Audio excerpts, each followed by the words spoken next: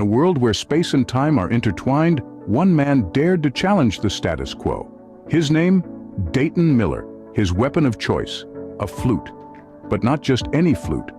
This instrument held the power to unleash the ether, a pervasive medium once thought to fill the universe. Miller, a physicist by trade, a musician at heart, discovered a harmonic resonance within the ether. He found that his flute, when played with precision, could manipulate this elusive medium. His melodies, a symphony of science, had the potential to shift the very fabric of reality. However, a sinister force lurked in the shadows. The Einsteinian demons. These creatures thrived in the distortion of space-time, causing chaos and disruption.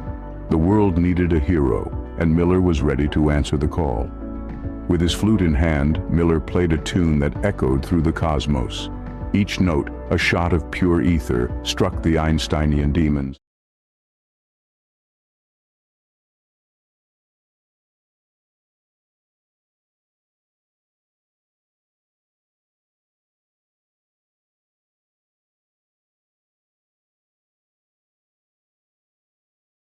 Hello and welcome to Ether Cosmology Research and Reading Night.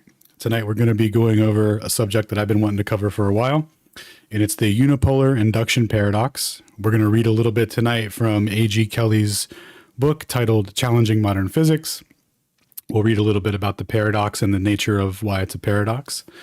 But before we get in, and then after that, Stone's going to give a review of what we just read and his thoughts on it. So definitely looking forward to that. But before we get into the reading, we're going to watch a couple of videos so that we can get some context for what we're going to be reading about and why this person went through the experimental processes he did and what exactly he was trying to prove. So we'll start off with an introductory video on piezo explaining how or where the lines of force on a magnet are, on whether or not they're connected to the magnet itself or if they're connected to absolute space.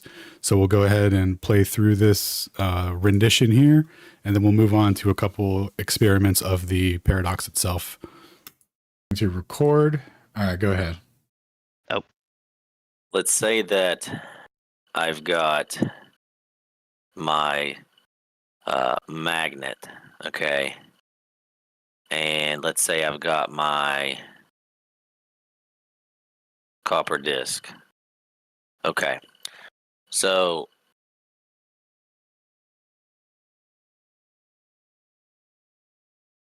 there's the pole of the magnet. Okay. The magnetic lines of force are going to do this.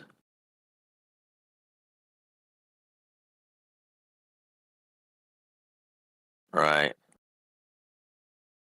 Damn, you'd be good at Gartic phone, bro. Sorry. Okay. So imagine all of these magnetic lines of force as like guitar strings. Okay. If I spin the magnet, relativists would expect the guitar strings, there's infinitely many of them, by the way, but I've just drawn an approximation. A relativist would expect the guitar strings, since they're attached to the surface of the magnet, to spin with the magnet. Now, of course, if the guitar strings rub against the copper disc, right? If they rub against the copper disc, you're going to hear a note play. Okay. So in the case of the Faraday paradox, when you spin the copper disc, of course, you've got a bunch of guitar strings sitting there, right? Imagine just a fixed web of guitar strings that are just taut, right? They're just ready to be plucked. If I spin the copper disc and rub the edge of it against the edge of the guitar strings, all the guitar strings are going to hum. If I keep the copper disc in place and I spin the magnet and the guitar strings are fixed to the magnet, I would also expect the same thing to happen because it's equivalent. But that's not what happens. When you spin the magnet, nothing happens. You hear no sound. there's no induction that takes place. So when I talk about cutting the magnetic lines of force, if there's relative motion between the two, they should cut the lines of force. That's the plucking of the guitar strings. Oh, So you just think of the dude, thank you. That makes so much sense. That gives so much context to what was being talked about. Yeah, that's it. It's a pretty basic illustration. You get Yeah, no, dude, absolutely. All right, cool. So that is the situation that we're going to be looking at. Is the magnetic lines of force fixed to the magnet, or are they fixed to absolute space? So we'll go over a couple experiments here to try and see if we can settle the matter. So this is Plenum 88, and he's got a copper disc, a magnet, a rotor that spins, and he can interlock these so he can change which one spins with respect to the other, or he can make them both spin. And then he's got an oscilloscope here to take the measurements to see when he gets induction.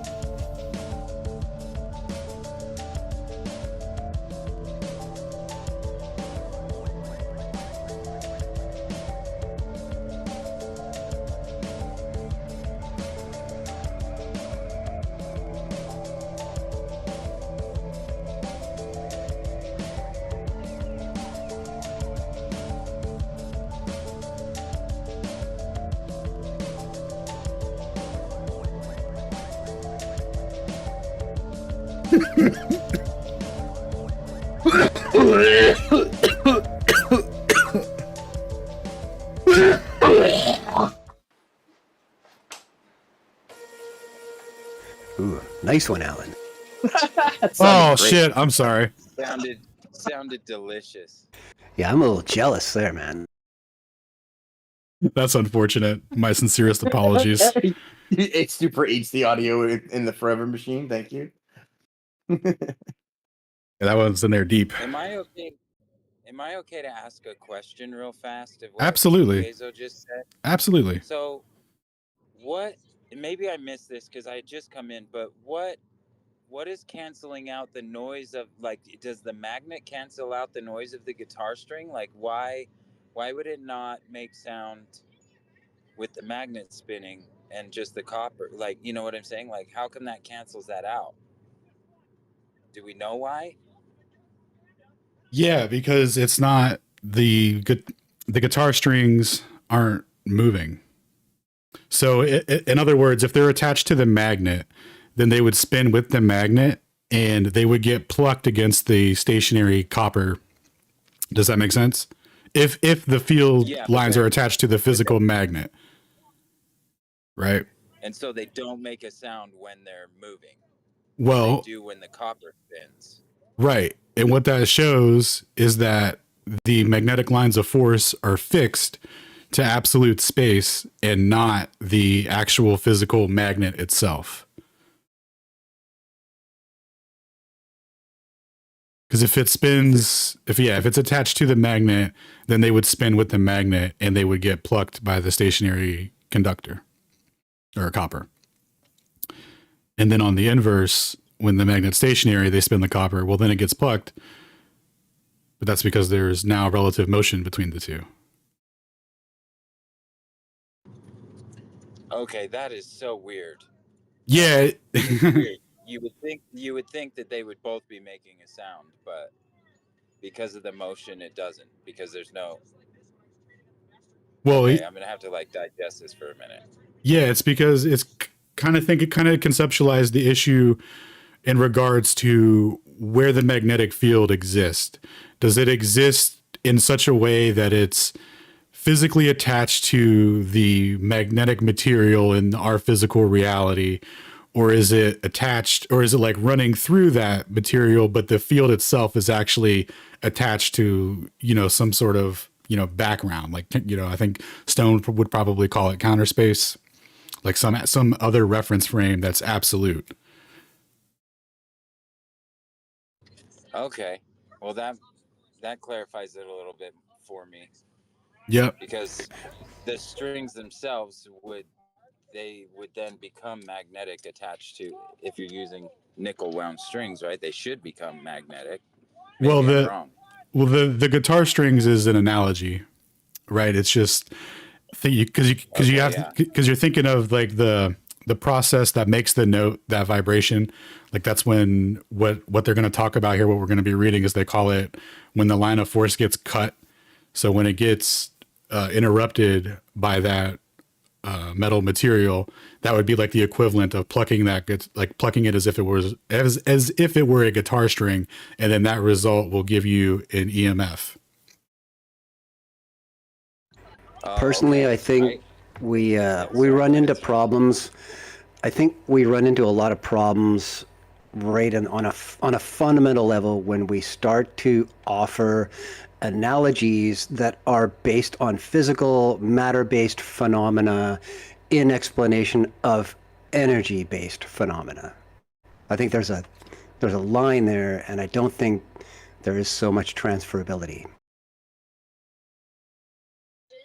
Yeah, that might be the case because I'm thinking of actual like nickel wound guitar strings being, Yeah, connected to a this. pickup that is magnetic. Yeah, So, no, it's not like that. It's just an analogy to represent, like, when you look at through a ferrocell and you see those magnetic flux lines. So it would be yeah, like, they're beautiful. right. It would be like, are those flux lines attached to the magnet itself, or they attached to absolute space, which exists, throughout the magnet, so to speak. Okay, cool. Well, thank you for the clarification. Yep. And if they're physically attached to the magnet, then they would rotate with the magnet. And if they're not, then when you rotate the magnet and you don't get any induction produced, you don't get any effect produced, you don't get that strum of a guitar string or anything like that, then that shows that it's not attached to the magnet, would be like the logical interpretation. That it's attached to some other reference All right. frame. Okay, Cool. cool. Yep. I think I'm grasping what you're putting down, so I won't interrupt anymore. Yep. No worries. No worries.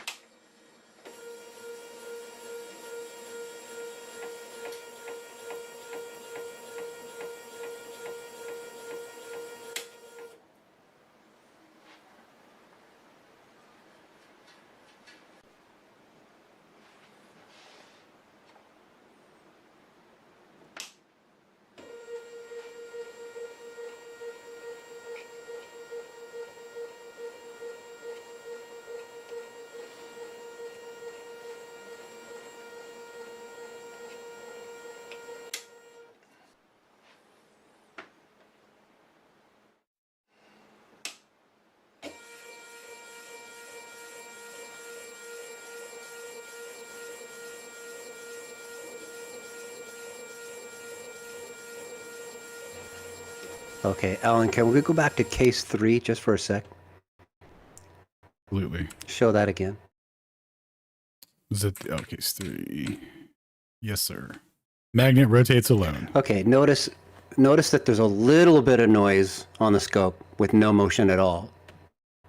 And he starts it up and there's just ever so slightly more noise, but he still calls that no energy. And I think there's an error there. I think just it has to do with the level of amplification he currently has on his scope, that he is not able to see the extra energy that is being produced there because it is so drastically small. Mm. When the magnet rotates alone. Okay. Yeah, notice that there's a little bit of noise on the scope now, and when he starts up the magnet, that thin noise line gets to be a little bit thicker. Oh yeah. Yeah, he noises That's that. important. Yeah, he noised that right out, didn't he? Yeah. He just says that's noise. But Yep. you know what I mean? There has to be energy to create noise, right? That's the Got whole it. point. Yep. Good catch. Nothing but noise here, folks. That's crazy.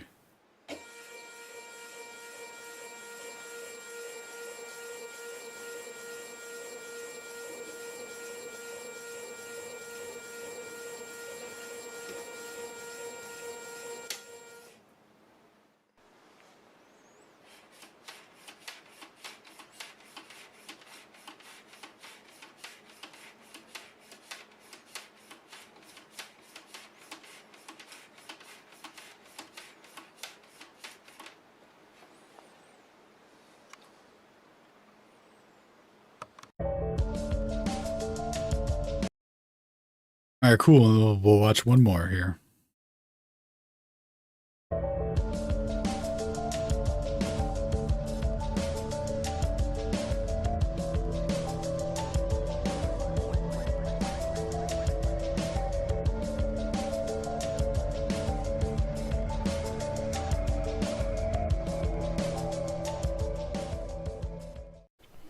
In the first video of this series, we demonstrated 4 scenarios of magnetic induction with the Faraday disc generator.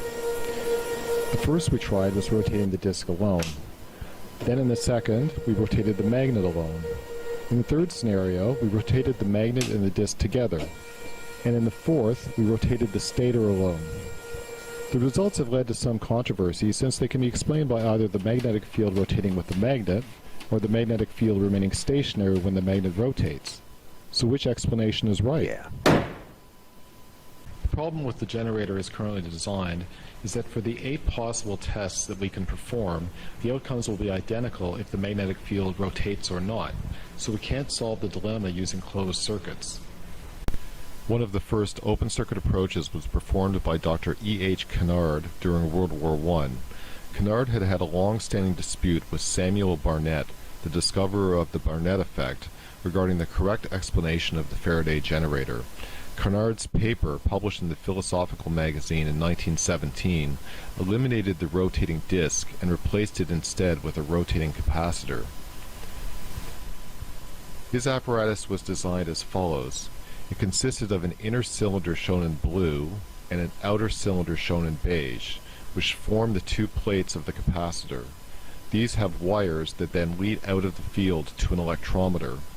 A multi-turn coil is wound around the capacitor as shown by the copper-colored solenoid, and this coil is energized to create the magnetic field that passes through the capacitor shown by the green loops. The entire apparatus is then rotated together, and the brushes are used to commutate the charge from the generator back to a stationary electrometer.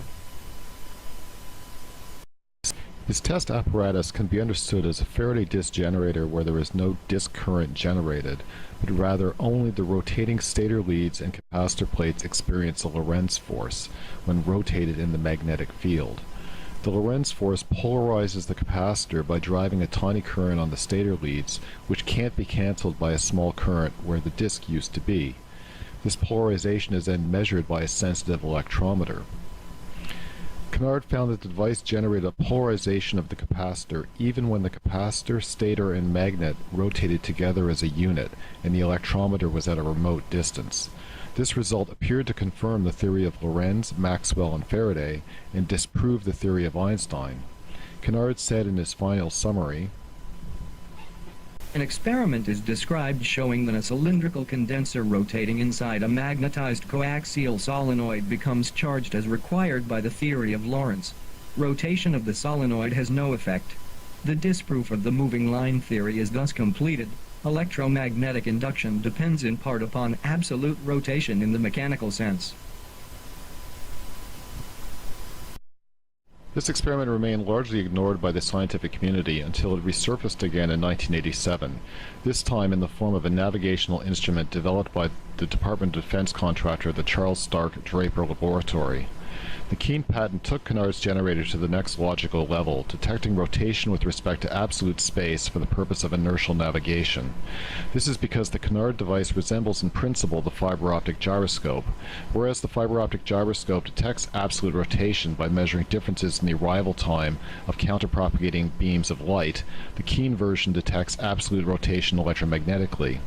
The Keen patent provides many more details on the best ways to make the device, including electronic circuitry and even examples of the solenoid construction parameters that work the best. The patent also provided test data to back up their claims.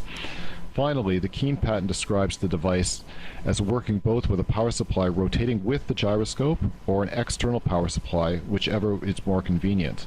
No argument can be made that induction occurs because the power supply lines are cut by a hypothetical rotating magnetic field. After becoming aware of the Keen patent in 2015, I attempted a scientific replication of their work, in particular the device that was cited in Figure 3A of his patent. The device is shown rotating on a turntable in this video. My purpose was to measure the polarization of the capacitor using a battery power supply and data logger that rotated with the device. I also used Keen's method of pulsing the magnetic field so that it would be possible to compare the effect of rotation, the effect of the magnetic field direction, and to contrast with suitable controls, such as pulsing the magnetic field when the rotor was stationary. The data was transmitted by Bluetooth to a computer and then plotted and compared to the original data in the Keen patent. Although my work is still ongoing, the results to date have been consistent with that reported by Keen and Kennard. So the evidence would seem to suggest that. But on a more positive note, the results imply some new and amazing things, namely, magnetic induction does not necessarily need counter movement of a magnet in a conductor. 2. A capacitor may become spontaneously polarized by a magnetic field simply by the rotation of the Earth. And 3. An appropriately designed unipolar generator can detect rotation with respect to the fixed stars, just like the fiber optic gyroscope or the Foucault pendulum. Wow, all those very cool possibilities, huh? Relative to the fixed stars. I like how that reference frame is set up. Definitely not with respect to the fixed Earth, for sure. Couldn't possibly be that one. What else could it be? The direct inverse. Let's go with that. Yes, sir. All right, so now we're going to get into A.G. Kelly. He did some experiments similar to how our boy Plenum did, except he did some different configurations there involving how one could cut the lines of force. So we're going to read through his experiments, and then we'll get into Stone's notes on it.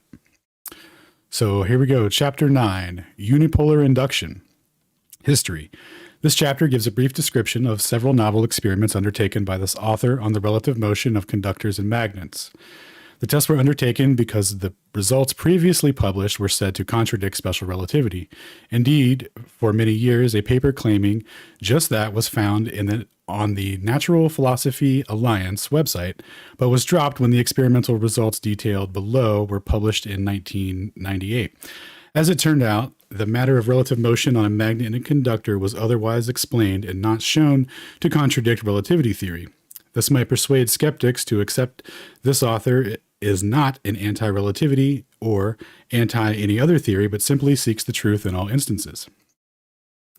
The word unipolar is used to describe the behavior of a single pole of a magnet in relation to a conductor. Magnets are a peculiar thing. Every magnet has two poles, north and south. Nobody has ever isolated a magnet's north or south pole. No sooner is a magnet cut in half than each half becomes a new magnet complete with its own north and south poles. No plausible reason for this has been proposed. It is somewhat like cutting an earthworm in two, and then it makes two new earthworms. The current experiments were undertaken because there was a distinct evidence in the literature that the relative motion of a magnet and a conductor did not, in all cases, give the same result. This is in direct contradiction to special relativity, where the relative motion should give the result whether the magnet or the conductor is moved. The results of the experiment carried out will, ironically, fit relativity theory, but disprove another basic theory of physics. In 1832, Faraday showed that the current is generated in a conductor when a pole of a magnet is moved laterally near a stationary conductor. A conductor is moved laterally near the pole of a stationary magnet. A conductor is rotated on the north-south axis of a nearby stationary magnet. However, Faraday also showed that when a magnet and the conductor are rotated in unison about the north-south axis of the magnet, a current is generated in the conductor. This is surprising because there is no relative motion between the magnet and the conductor, and therefore there should be no effect. When a magnet alone is rotated about its north-south axis, no current is generated in the nearby stationary conductor. This result is astonishing and is not mentioned in any of the textbooks. It could lead to some embarrassing questions from students. Faraday in 1832 concluded, quote, that a rotating magnet causes no difference in the results, for a rotating and stationary magnet produce the same effect upon the copper. Weber in 1841 quoted Ampere saying that the effect amplified, quote, only the rotation of the conductor and the magnet discovered by Faraday, and not all of the rotation of the magnet on its axis. In 1851, Faraday again described this phenomenon by stating, quote, "When the lines of force are spoken as crossing the conducting circuit, it must be considered as an effect by the translation of the magnet. No mere rotation of a bar magnet on its axis produces any induction effect in the circuits exterior to it. The system of power in the magnet must not be considered as revolving with the magnet. The magnet may even, in certain cases, be considered revolving amongst its own forces." In this latter statement, Faraday was referring to the Faraday generator. See below for an explanation of this phenomenon. Faraday's pronouncement had been accepted over the intervening 173 years. Wesley, in 1991, stated that Faraday had changed his mind in 1851 and decided that the lines of force actually rotated with the magnet.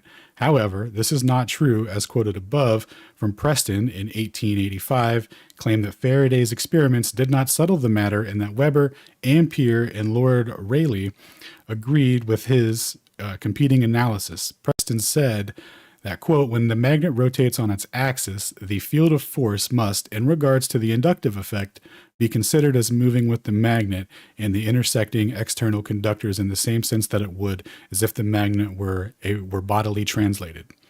Later, Preston in 1891 partially retracted this claim, saying that, quote, it may be that the magnetic field partly partakes in the motion of the revolving magnet. This is the same Preston that we met earlier in the discussion, who was the first to derive the famous equation E equals mc squared. This is what Einstein wrote in the first paragraph on his paper on relativity in 1905. Take, for example, the reciprocal electrodynamic action of a magnet and a conductor.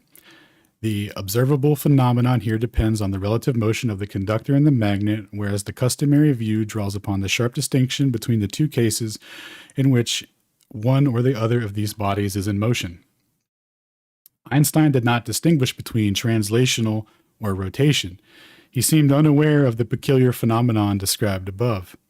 The following test reproduced Faraday's results have been identified. Letcher in 1895, Barnett in 1912, in 1918, Ferrel in 1913, Pegram in 1917, Kennard in 1917, Cramp and Nogrove 1936, then in 62 by Das Gupta, and then again in 63.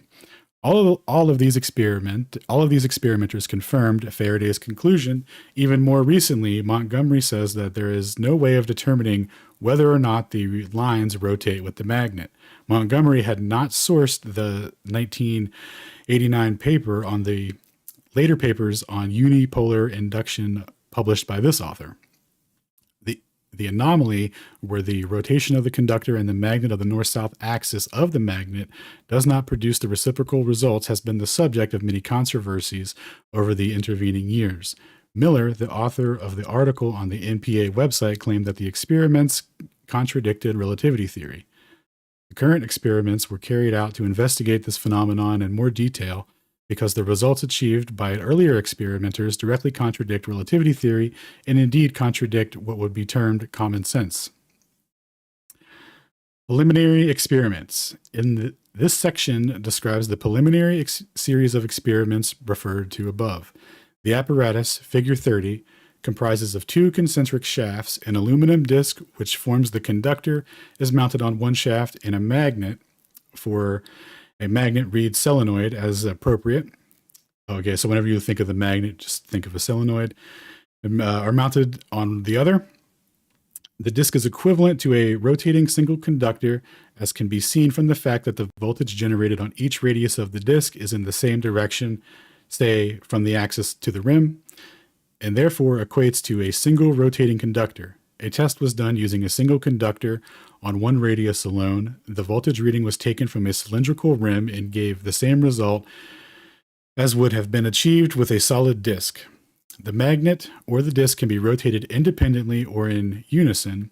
A galvanometer is connected between two carbon brushes, one rubbing at the rim and the other rubbing on the axis of the disc.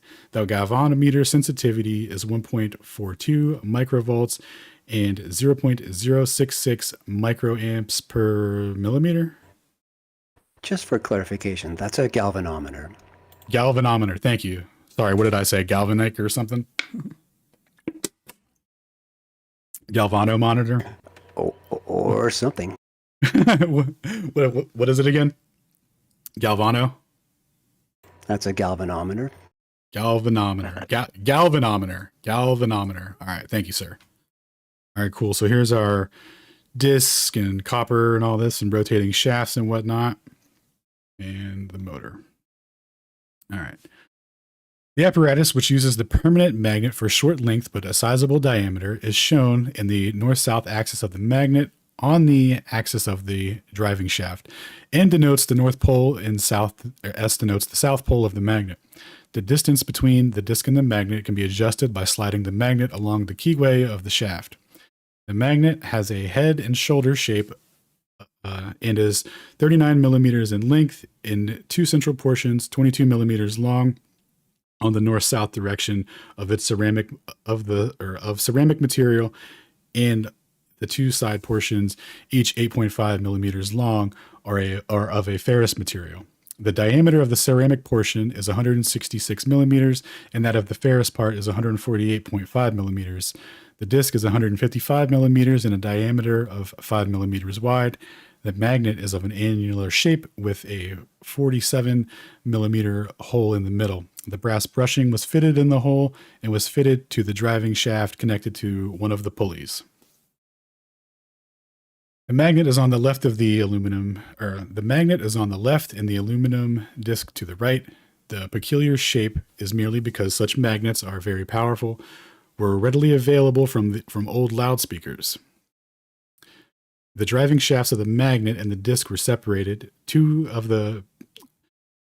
pairs of the driving pulleys were used, one pair connected to the electric motor to drive the apparatus and the other pair connected to the shafts to drive the disc and the magnet respectively. By having one belt twisted, the disc could be rotated in one direction and the magnet on the opposite direction. By bolting the two pulleys together, the magnet and the disc could be rotated in unison. In an alternative arrangement, the separated motors are employed, one to drive the magnet and one to drive the disc. In this case, either the magnet or the disc could be rotated in the same or opposing direction. The results of the experiment are shown in figure 32. Yeah, you missed a little bit there. There's another paragraph above, starting figure 31. There you go. Thank you, sir.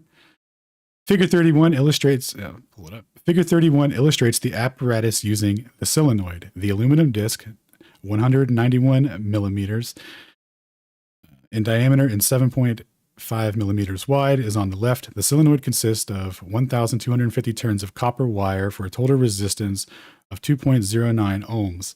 It is 225 millimeters long and 220 millimeters in diameter, is wound on the spool of the inner diameter of 76 millimeters and the outer diameter of 220 millimeters. The central line of the disc is fixed at a distance of 57 millimeters from the end of the plate to the solenoid. A 12-volt battery supplies the current to the solenoid. A 12 kilo ohm resistance is connected. Is that what that is? The K? Kilo ohms? Yep, 12,000 ohm.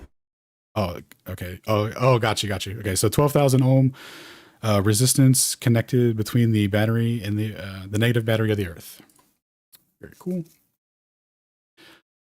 The results of the experiment are shown in figures 32 and 33. The galvanometer. Oh no, I did it. I ruined it again. I'm all self-conscious of it now. That's a galvanometer. Galvanometer. The galvanometer. It's almost like speedometer. Speedometer. You know? Galvanometer, speedometer. Yeah. I'm for sure going to mess it up throughout this, but please correct me every time. The galvanometer reading Galvani? the galvanometer reading in millimeters on the y-axis and the speed of the rotation revolutions per minute (RPM) is shown on the x-axis. Figure 32 gives the results of the magnet test. This shows that when the disc alone is rotating or when the disc and the magnet are rotating together, the galvanometer's deflection varies directly with speed. The fact that the results differ from each other will be discussed later. When the magnet alone is rotating, no effect is recorded, which is astonishing. How can it be that the rotation of the magnet does not give the same voltage as the rotation of the conductor? This does not make sense. And here we have a nice little linear graph. So we got disk only, rotating, magnet and disk, and magnet only.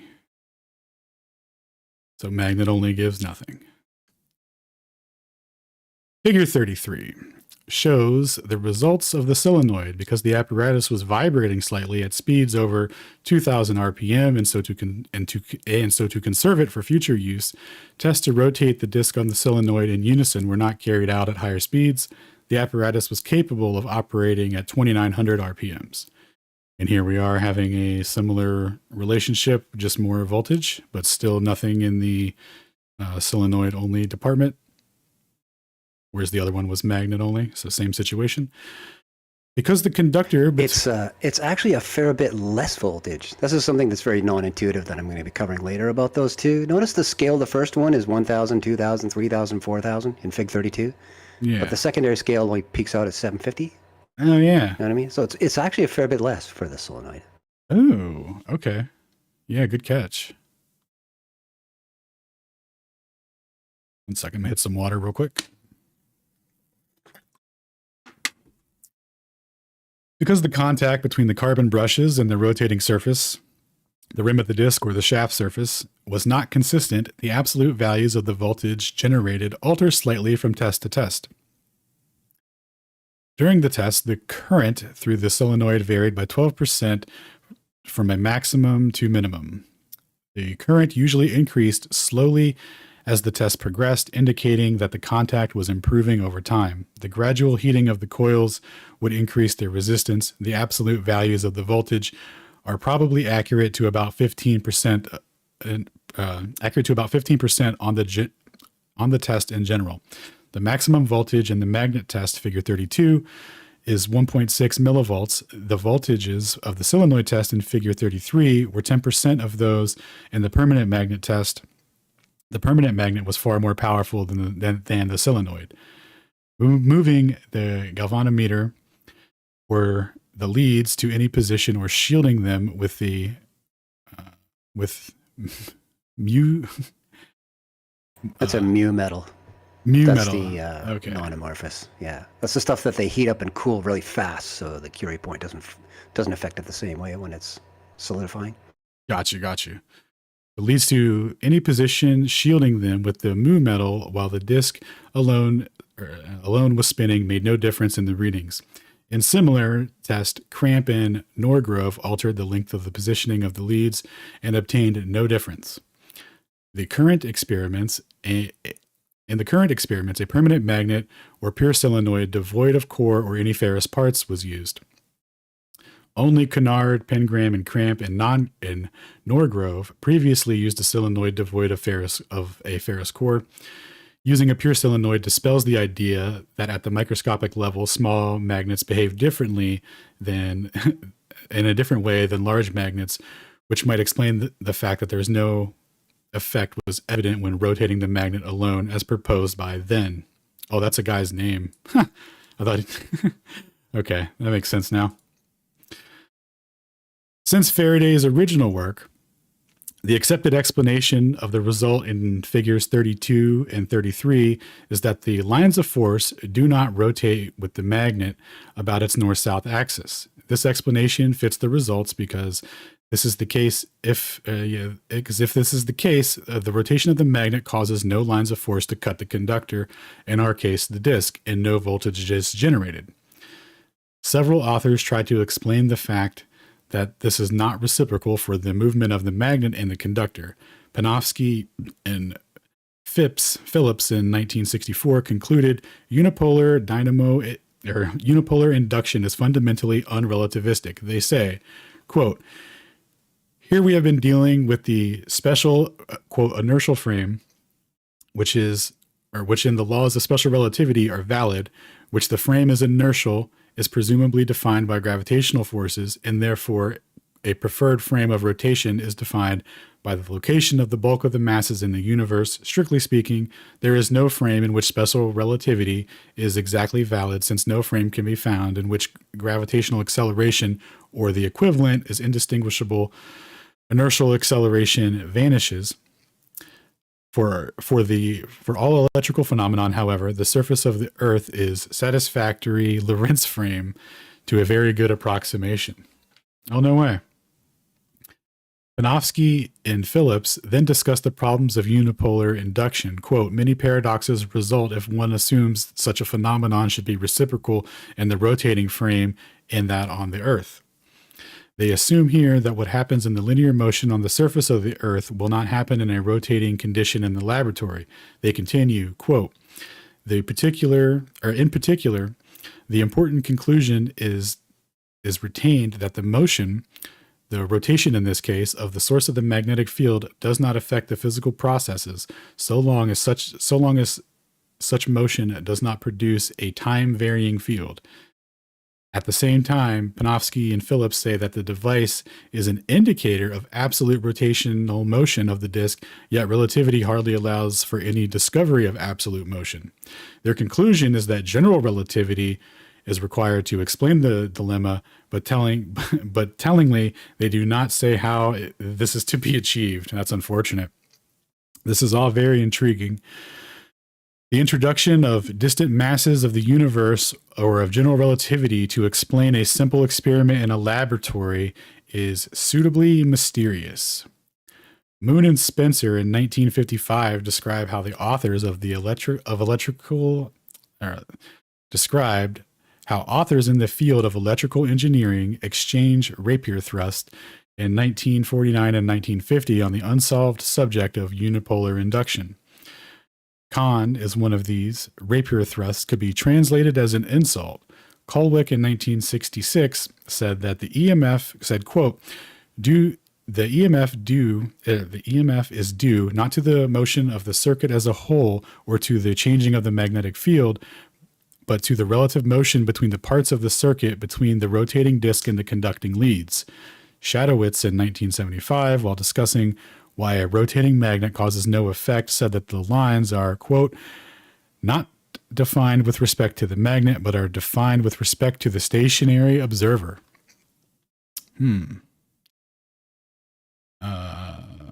Mincherini in 1993 said that the fact that the rotating magnet gives a different result from the rotating nearby the conductor causes no problem for relativity theory. The excuse is that the results are being quote explained exactly by the cybernetic approach to relativity by the fact that the rotation of the source B does not have any influence on the computation of the EMF because of the symmetry of the problem. The word cybernetic lends to an air of mystery to the supposed explanation. None of the above ideas are correct, as will be explained later. Vallone in 1994 gave a useful list of references on the subject. Figure 34 shows the effect varying the distance between the disk and the permanent magnet. As would be expected, the nearer the magnet, the greater the voltage. The increasing the gap from 8 millimeters to 16 millimeters appreciably decreases the voltage. There is little difference between the result of 16 millimeters and 24 millimeter spacing. Increasing the gap from 24 to 48 gains an appreciable decrease to the voltage. A test of the magnetic field strength at various distances from the magnet shows the reason for these variations. So here we have that plotted out again. But that doesn't really show it very well now, does it, boys and girls? We can deal with that a little bit more in the end. Nice. So that's figure 34 that Stone's going to rip apart here when we wrap this up. Figure 35 shows the strength of the field at different distances from the face of the permanent magnet.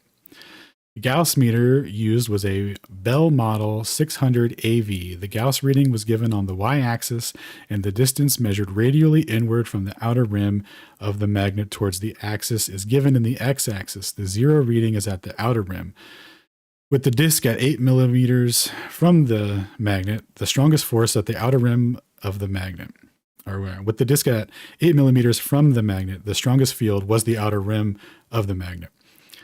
With the disk situated at 48 millimeters, the strongest field was at the inner edge. With the disk at the distance between 16 and 24 millimeters, the strongest field was in the midsection.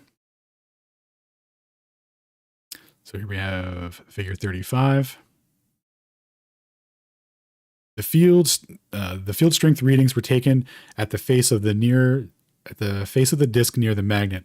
As the indication of the differences across the disk, the reading at the face further from the magnet was about 75% of those at the near face when the disk was 8 millimeters from the magnet.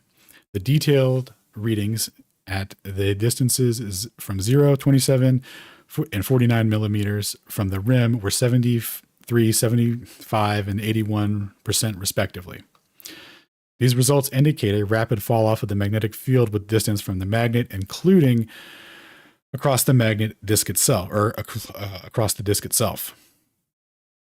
From the pattern, it is clear why the voltages on the spinning disk, figure 34, were almost in the same distances of 16 and 24 millimeters.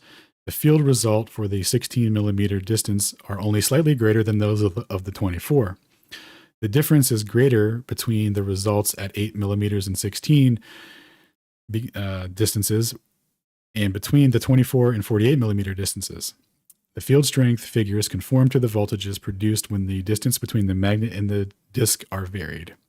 The strength of the permanent magnet can be appreciated from the pattern of the field measured at the face of the magnet nearer to the disk at distances of 0, 15, 25, 50.75 millimeters at the brushings, or at the brass bushings at figure 30, and 59.25 millimeters at the shaft from the outer rim. The readings were on average 1200, 500, 350, 600, and minus 30 Gausses respectively. These readings were not shown in figure 35 because they would expand the scale inordinately. Just to clarify, though, in the bracket, he refers to a brass bushing, which is more like a bearing without balls. It's another style of bearing that these things are spinning on. Gotcha. Figure 36 shows similar sets of readings for the solenoid. This time, the disk is at a fixed distance. The field strength readings are given at the end plate of the solenoid at a distance of 13 millimeters, where there was no disk at 57 millimeters, where the disk was fixed. So here we have figure 6 at the disk, at the rim. Cool. Field at the disk was much less strong than the disk in the magnet test. The distance on the x-axis was measured from the outer rim of the disk inwards toward the shaft. 78 millimeters is at the shaft. The field was concentrated near the shaft, and there was no measurable field at the outer 55 millimeters of the disk. Even at the end of the plate of the solenoid, the field was not measurable for the outer 20 millimeters. The field could not be measured at all. The field cannot be measured all the way to, what the fuck? The field cannot be measured all the way to the shaft at the end plates because of the slip ring for delivering the current to the solenoid was situated there. We have figure 37, rotating the disk and the solenoid together. Figure 37 shows the results of another test. Here the disk was rotated at a steady speed of 500 RPM. The solenoid was then rotated in the opposite direction in increments of 100 RPM. The addition of the rotation of the solenoid made no difference in the readings recorded when the disk was rotating alone at 500 RPM. I will name this the Kassan test after my late friend Brian Kassan, who suggested it while witnessing the experiments. Shout out to the homie Kassan. Faraday generator. A rotating magnet of conducting material, such as two sides of a portion of a magnet in figure 30, on which voltage is produced between the rim and the axis, is known as the Faraday generator. In effect, the Faraday generator dispenses the spinning disk and uses the conducting body of the magnet. Faraday discovered this phenomenon, and the device was subsequently named after him. This statement his statement about rotation of a magnet about its north-south axis had no inductive effect on whether, or had no inductive effect, did not refer to the Faraday generator, but solely to the circuits that were totally exterior to the magnet. Faraday was very clear in what he wrote. Faraday investigated this phenomenon thoroughly. He never returned to the peculiar behavior of the rotating magnet in relation to a nearby exterior circuit, something that is now explained in this book. Luckily for this author, Faraday left behind one remaining aspect as he moved on to make many more important discoveries. The ceramic, non-conducting central portion of the permanent magnet in Figure 30 is a non-performing Faraday generator insofar as that there is no voltage generated between the rim and the axis of the magnet. The performance of conducting in the non-conducting portions of the magnet was confirmed in a series of experiments currently being described. The voltage generated on the side portion of the magnet between the rim and the shaft are shown at the zero distance results in Figure 34. It was a stroke of luck that the magnet used in the current test had happened to be one that was salvaged from an old loudspeaker. None of such size located in the brochures of magnet makers, and so that the old magnets was employed.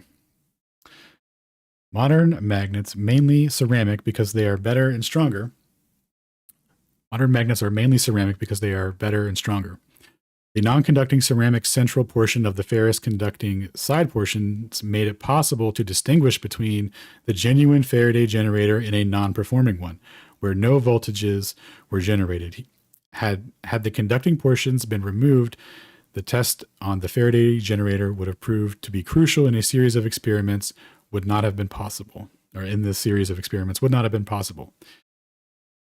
Vigier in 1997 described, what's up? That's actually VGA, but let's go with VGA. Yeah, thank you. Appreciate it.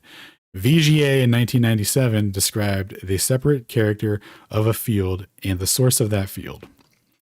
In the case of the Faraday generator, he concluded that, quote, a magnet in a free space is really influenced by its own self-B field in that Faraday's one-piece generator is an absolute space-time detector. Nice.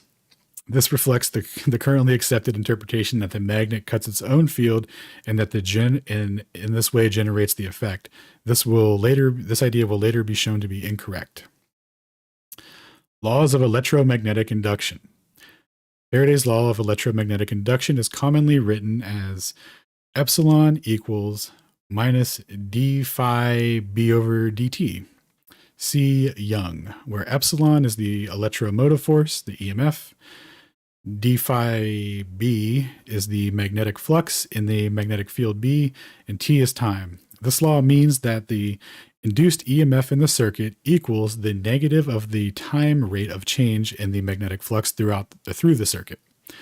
However, it is accepted that there are two forms of electromagnetic induction, a transformer, given by Faraday's law, and a motional form. See the boys Kahn, Moon, Spencer, Vigier, and Young. The motional electromagnetic force is equal to epsilon equals VBL, where B is a uniform magnetic field, V is the velocity of a moving portion of a conductor with respect to the laboratory in which the experiment is taking place, and L is the length of the conductor. A straight piece of conductor of length L moving across a magnetic field of strength B at a speed nu yields a motional electromagnetic force above. The disk rotating on the axis of a magnet, such as utilized in the experiments described earlier, in the case of pure motional induction, because there is no alteration during the experiment in the magnetic flux over the area of the disk. There is no alteration in the area concerned.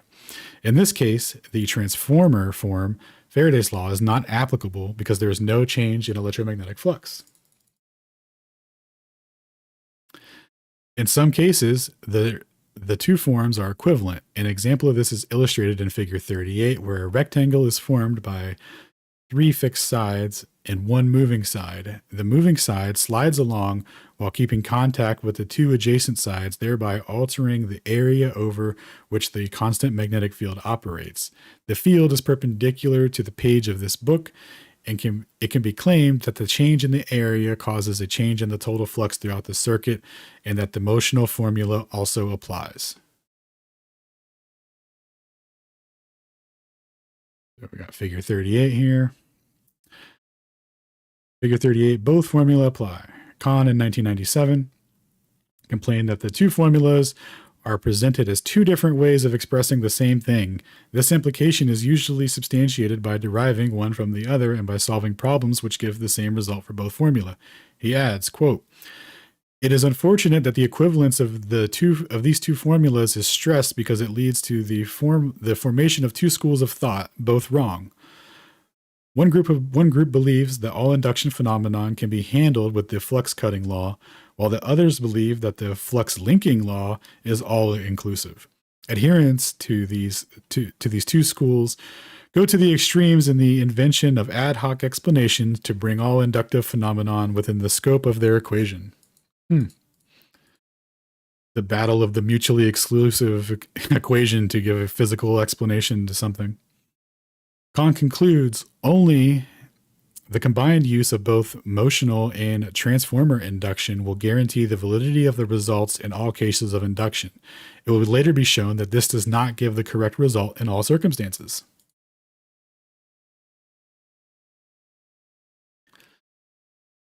Camp and Norgrove in 1936 said that, quote, "The question is whether a variation of flux enclosed by or linked by an electric circuit creates an EMF, or whether the EMF requires an actual cutting of a magnetic line or a tube of an induction.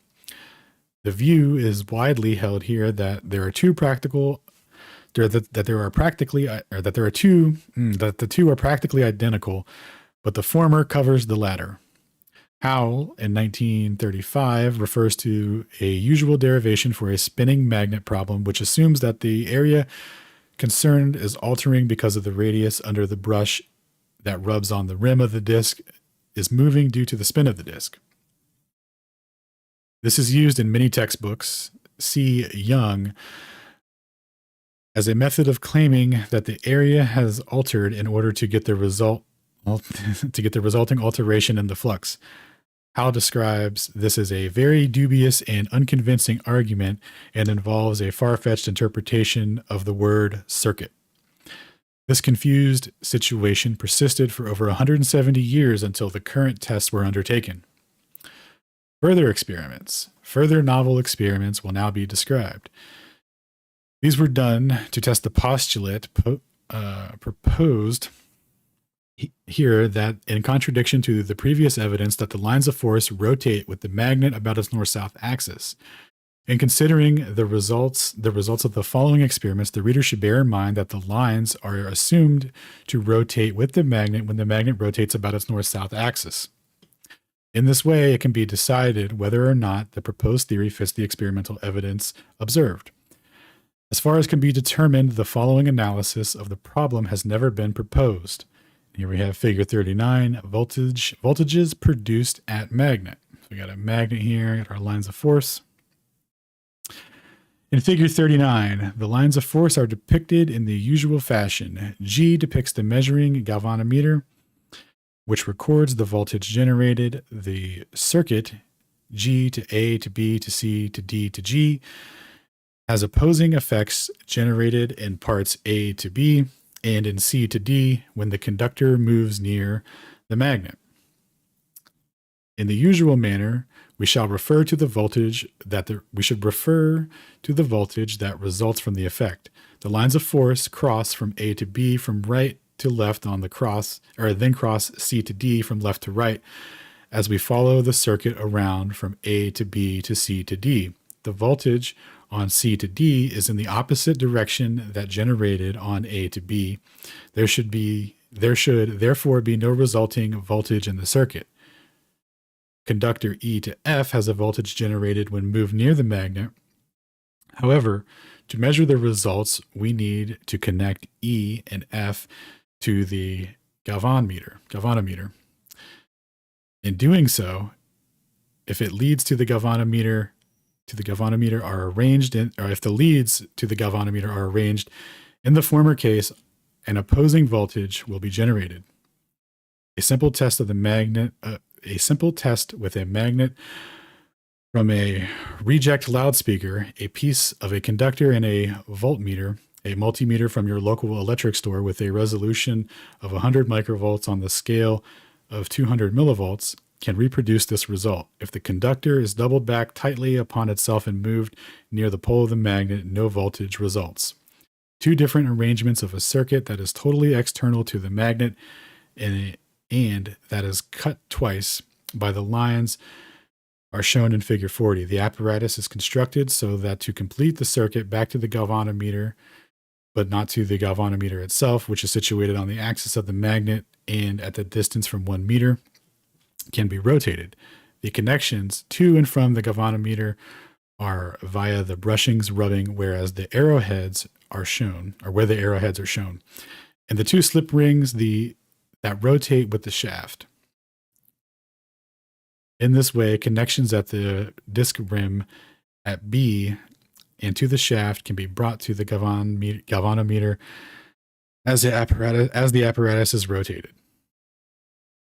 Oh, here we got figure 40. First, consider only two circuits that are not touching the magnet body and are external to the magnet. Table 3 shows the test results. For the first three, A, B, and C, figure 40 shows dramatically the experimental setup on the left side, figure 39. A to B depicts the disk radius, and B to C to D to G, the return circuit to the galvanometer. The brush in this case rubs on the disk at B from the rim to the disk. The circuit at the total circuit, comprising the disk that leads to and from the galvanometer. This is different from the earlier experiments where the rotation of the disk alone yielded a voltage. This difference will be explained later. Previous experimenters thought that connecting the leads B to C to D to G to A to B to and from the galvanometer played no part in the matter. And here we got our experimental results, arrangement, the galvanometer reading and comments, circuit external to the magnet. The whole circuit spins, zero reading for when just the magnet spins, and when the magnet and the circuit spin, 0. Faraday generator, magnet spins, there's voltage, the lines of force lines cut the leads once. A reading given when the leads spin, when the magnet and the lead spin, there's a yes, no, I guess. So one when they're moving in unison, and one when they're moving in opposite, or no, I'm sorry, no when they're moving in unison, and one when they're moving in opposite direction. Strictly doing the disk. When the disk spins, there's a force. When the disk spins, or the magnet spins, it's produced. When only the magnet spins, no. Disk and the lead spin, no. Disk and the magnet and the lead spin, no. Leads, not the disk spin, yes. Magnet and the lead spin, yes. No voltages in the cases G, H, and in cases 1 and M are not necessarily equal. All right, 1 second, I'm going to get some water.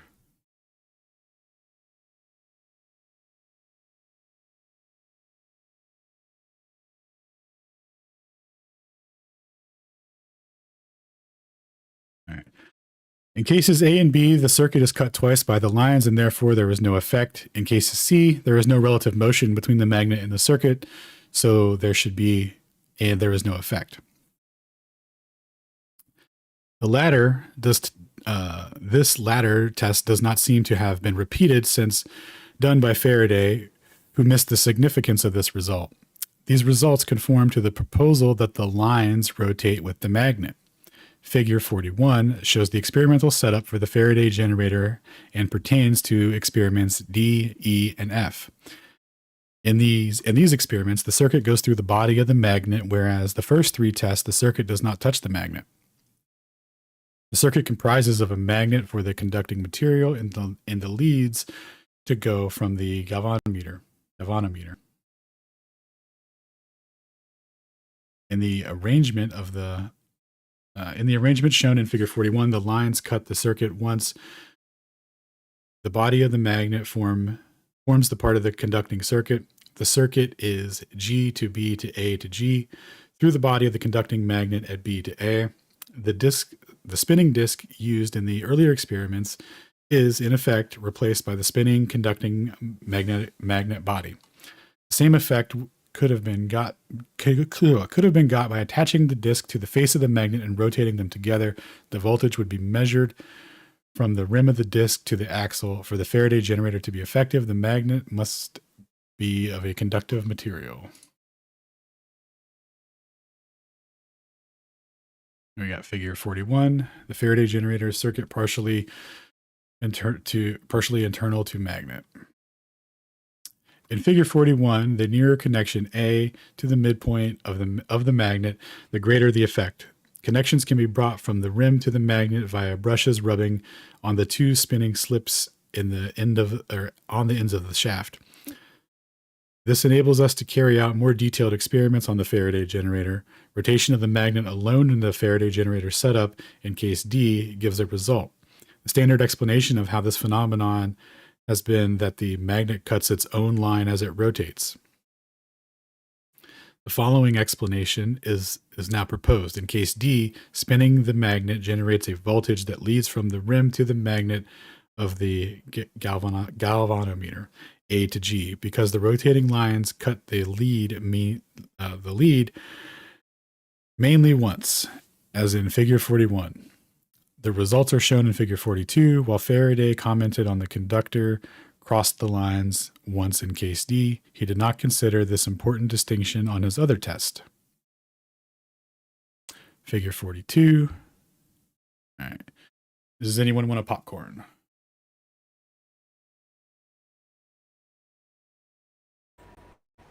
Well, I will if nobody else will step in there. Got a 195. Hey, let me poke up on my own. It's Kelly. 195. Okay, in case E, spinning the leads alone produces a similar result because the circuit cuts the magnetic lines, which in this case are stationary. The test results for E are shown in Figure 43 and conform to the proposal that the lines rotate with the magnet. The scale used in 43 is the direct scale, whereas in 42 it is 0.001 sensitivity, as in 1,000 times as sensitive. Rotating both the magnet and the connections to and from the galvanometer in unison and the same direction, in case F and I, give a zero result because there is no relative motion between the magnet and the circuit. This test does not seem to have been done before, even by Faraday. The zero result is explained by the fact that there is no relative motion between the lines and the magnet-cum circuit because they all rotate in unison. Rotating the magnet and the leads at equal speeds in opposing directions, cases F and I, gives a result that is double the result of rotating the magnet alone, as in case D, or the leads alone, as in case E. Now let's consider the disk tests in Table 3. Some of these are a repeat of the first three tests, A, B, and C, and are shown here for comparison with the other disk tests. A disk comprises only part of the circuit that is subject to the effect of the movements, as in this figure here. In this arrangement, the disk and the circuit, CRDAB, can be rotated as a unit. Alternatively, the disk alone can be rotated, leaving the conducting leads stationary. To facilitate this, we need a carbon brush contact on the rim of the disk at D and another brush at B on the axle at the axis of the shaft. A third brush makes contact on a slip ring at C through which the generated voltage was brought out.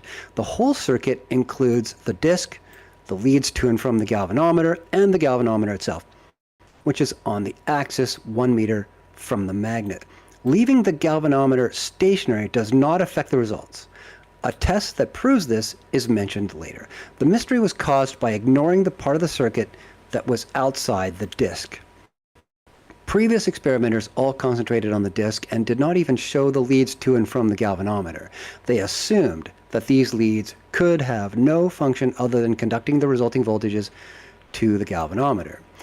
that simple oversight caused all the confusion since the time of Faraday. As shown in figure 44, many of the lines cut the disk only once when the disk alone rotates. In case G, there is an effect.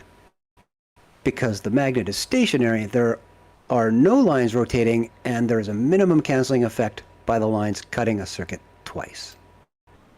When the disk and the magnet rotate together in the same direction, clockwise or counterclockwise, there is a result, case H, because many of the lines cut the leads to the galvanometer once. There is no relative motion between the disk and the magnetic lines because the magnet is also rotating in unison with the disk.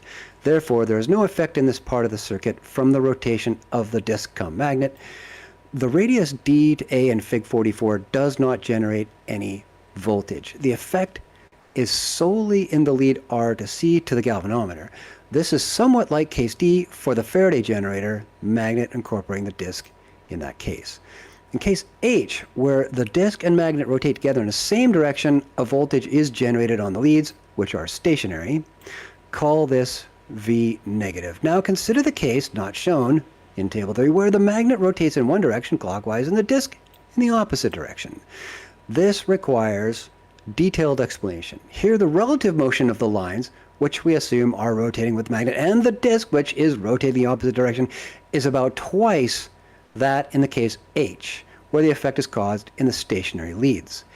In this case, let's call it case N, the voltages generated are 2V plus across, as in 2 volts in the positive direction, across the disk radius, because of the double relative motion of disk and magnet, and V negative in the leads, as in case H, caused by the magnet rotation in relation to these stationary leads. Consequently, there is a resulting net voltage of V positive, as only one V positive instead of two, because this is an additive equation.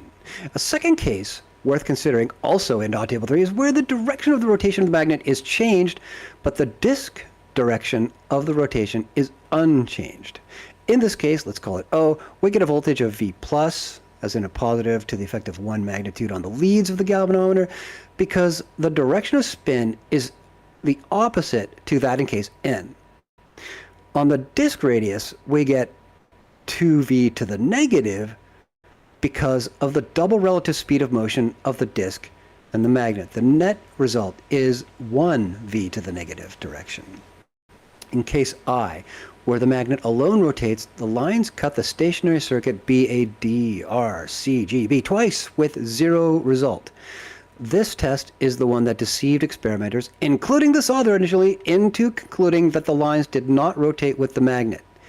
Case I is the exact same case B and is being repeated here for completeness. None of the previous experimenters, including Faraday, depicted the leads to or the position of the galvanometer, presumably in the belief that the leads could have no effect on the experimental results. However, as already highlighted, the leads play a critical role in the formation of the resulting voltages. When the disk and the leads to and from the galvanometer spin in unison, like case J, there is zero result because the circuit is cut twice by the lines. Now, when they say cut twice, they mean that it's cut once as the lead brings, connection from the meter to the disk, and then another lead brings it from the disk away to the meter. They are in 180-degree opposition, which is why they sum to a zero result. And this is the case every time he says that it's cut twice. The remainder of the same disk does not come into play because the voltage generated on any radius is the same as that on A to D, which is being canceled. This is the very same as test A. When the magnet, disk, and leads all rotate together in the same direction, there is no relative motion and therefore no effect, like case K. This is the same test case C. Of course, if the magnet and the disk spin in one direction and the leads in the opposite, the result is about the same as case F or double I. As far as could be ascertained, tests J and K had never before been carried out. In case L, rotation of the circuit between the galvanometer and the disk, but not the disk and the magnet, generates a voltage because the circuit is cutting the stationary lines once.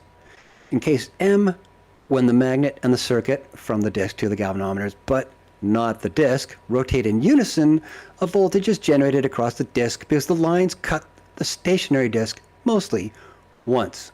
There is no relative motion between the magnet and the portion of the circuit that rotates, and therefore there is no effect in that portion of the circuit. If magnet is replaced by magnet plus disk in the tests on the Faraday generator, where only the disk is considered, we get the very same results. For example, in table 3, case D reads magnet spins, and we get the same result in case H, which reads disk and magnet spin plus or minus, where the disk and magnet are not stuck together. Case E gives the same result as L. There are many combinations not included in table 3, such as the alternatives to cases J and K. In case J, where the disk and leads rotate in the same direction, there is no result. However, if the disk and the leads rotate in the opposite directions, there is a result. Case K assumes the disk, magnet, and leads all rotate in the same direction. Again, if the leads rotate in the opposite direction to the disk and magnet, there is a result. All these combinations will be obvious to the reader when the lines of magnetic force are taken as rotating with the magnet. It is significant that, as mentioned previously in 32 and 33 figs, the voltage generated when the disk alone rotates is different from that generated when the disk and magnet rotate in unison. In several of the current series of tests, the distinction between the two cases was not great and was initially thought to be due to the experimental spread of the results. The variation from one experiment to another was often greater than the difference between the results. As an experiment proceeded, factors such as the alteration of bearing friction, the heating of the coils in the solenoid, as in the solenoid coil, and the contact resistance of the brushes rubbing on the rotating disc and shaft tended to occlude this important difference. However, when such variations were suspected, the experiment was set up more carefully, and a sizable and consistent difference was found, as depicted in 32 and 33. The cause is different in the two cases, disk alone spinning versus disk and magnet spinning in unison. When the disk alone is spinning, the voltage is generated across the radii of the disk. However, when the disk and magnet rotate in unison, the cause is the cutting of the lead to the galvanometer by the rotating lines of the magnet. As the profile offered to the lines can be greater for the lead, R to C in 44, than that offered by the radius of the disk, A through D, the voltage can be greater. This will be explained in further detail below. Two cases can substantially yield the same voltage when the lead to the galvanometer does not emerge radially from the point of contact on the disk, but runs from point E down towards the galvanometer.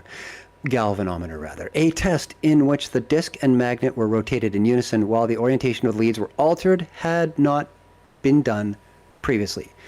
Tests were done by others where disk and magnet were rotated in unison, but where the leads were not moved.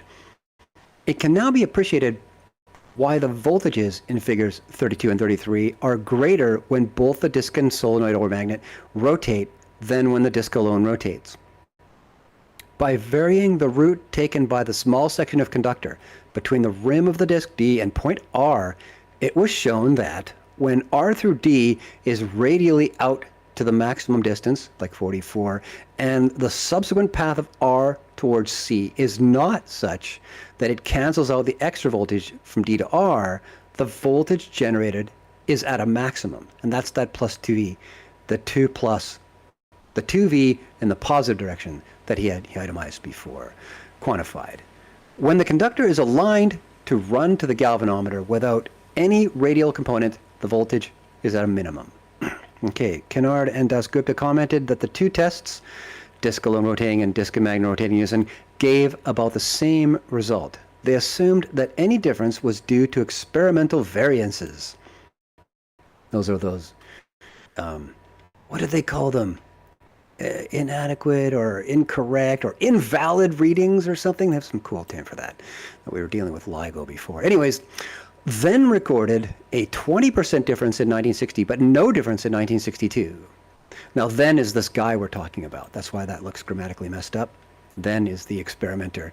He amended his 1960 statement that the combined rotation of the disk and magnet gave the larger result, which is found in the current test, to the following.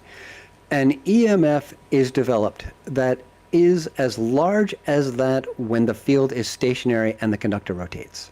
This was an ambiguous statement that seemed to allow for the possibility that the rotation of the two might have the larger voltage, but he didn't say that. How often is a strange experimental result brushed aside only to be shown later to be of great importance? When using a stationary solenoid with a ferrous core that could rotate, the then proposed that since the solenoid did not rotate, it is conceivable that even though the magnetized core was rotated, the external magnet field did not rotate. He said it is impossible to measure or detect the rotation of a uniform or symmetrical magnetic field. The current tests positively identify the rotation of such a magnetic field. Then also maintained that the stationary parts of the circuit develop no EMF when the magnet was rotated. It is shown in the current experiments that when both the disk and magnet rotate, an EMF is generated in the stationary leads. The magnet used by then was totally of ceramic material, so he could not have carried out tests E and F. Those would be the Faraday generator tests where the magnet is made of ferric material and is conductive and actually constitutes one of the conductors. Like Faraday, appreciated that the cutting of a circuit in two opposing directions gave a zero result, but neither of them proceeded to draw the conclusions in this book. He said, if one could go to the microstructure of the discrete magnetized particles in the ceramic magnet, surely it would seem reasonable that a microscopic conductor would experience the same effect as one visualizes. This was in an experiment when then had the poles of a horseshoe permanent magnet moving in a circle around the circumference of a conductor. The poles chased each other around the conductor. This arrangement is quite different from the cases where the magnet rotates about its north-south axis near a conductor. This test by then was, in effect, a lateral movement of the magnet poles in relation to the conductor. Then suggested that at the macroscopic level, one cannot discern the rotation of the field, even though he suspected that it existed. However, then, like all the earlier experimenters, did not allude to the position of the galvanometer or to the routing of the connecting leads between the meter and the disk. He concluded in relation to the case where a disk and magnet rotate in unison, even though there is no relative motion between the conductor and the magnet of the induced electric field is, between the conductor and the magnet, the induced electric field is developed and it is proportional to the speed of rotation of the combination. Here, then, was assuming that the rotating disk was the only conductor that mattered, whereas the rest of the circuit to and from the meter were also of critical importance. Cramp and Norgrove in 36 said that their test disproves the statement often made in physics textbooks that a magnet is made up of a large number of small magnets, each being the origin of an associated bundle of tubes of induction. A cylindrical magnet spins as freely about its tubes as does a solenoid. It is true that a permanent magnet behaves somewhat like a solenoid, but it does not follow that either of them spins about the tubes of the field. Others who published ideas on the subject are Blondel, Herring, Cohn, Moon, Spencer, Webster, Taylor, Crookes, Muller, Scanlon, and Henriksen. Faraday did not do test J, where the disk and the leads of the galvanometer rotate in unison. He did not notice any difference between cases G and H. In 1832, he said, taking then a mass of metal or an endless wire, and referring to the pole as a center of action, if all parts move in the same direction and with the same angular velocity and through magnetic curves of constant intensity, then no electric currents are produced. So, Faraday was aware of the effect of rotating all parts in a closed circuit in unison, but did not draw the same conclusions given in this book. Assis and Tober, 1994, gave a theoretical analysis of the behavior of a magnet, disc, and galvanometer spinning in various combinations. Their paper was uncovered after the current series of tests was done. They utilized Weber's electromagnetic theory in their analysis. Their predictions agree with the results of the current tests, which was a great surprise to this author because no previous publication had correctly forecast the experimental results achieved in the tests. This is surely a strong vindication of the ideas of Assis and Tober. I had the pleasure of meeting Assis on several occasions and of discussing these matters with him. Assis and Tober's paper should be read by those interested in their analysis. The external circuit has to be compact to achieve the above effects. The return portion, CD in 39, has to be near the portion of the circuit that is near the magnet at A and B. The distances between C and B and A and D have to be short. As those are lengthened, the canceling of the effect gradually disappears because at the further distance, the magnetic field is weaker. With the permanent magnet used in the current test, the distance CB has to be 100 millimeters or less to have full cancellation. With a longer spacing, the cancellation gradually decreases. Another test was done to test the veracity of the proposal that the lines rotate with the magnet. If this proposal is correct, there should be a variation in the voltage produced with both magnet and disc rotating if the route taken by the connecting leads between the galvanometer and the disc is altered. In fact, rerouting the lead from the rim of the disc to the meter on a zigzag route A, C, D, G, somewhat as shown in figure 45, causes a significant reduction in the galvanometer reading. By experimenting with the routing of the leads, the recorded voltage could be varied downwards significantly on the meter. This test was done with the solenoid and also with the magnet. The reason for the variation in the net voltage that is generated can be appreciated by considering the net number of times that a line of force is intersected by the connecting lead to the meter. With the magnet and leads rotating, the lines cut the lead A, B, G once only, except for a small portion for ABX. This single cutting gives a voltage as discussed earlier. The two magnetic lines of force depicted in 45 cut the lead BG once only. If the lead is changed to take a zigzag route, somewhat like ACDG, any part that is cut twice will reduce the voltage that is produced.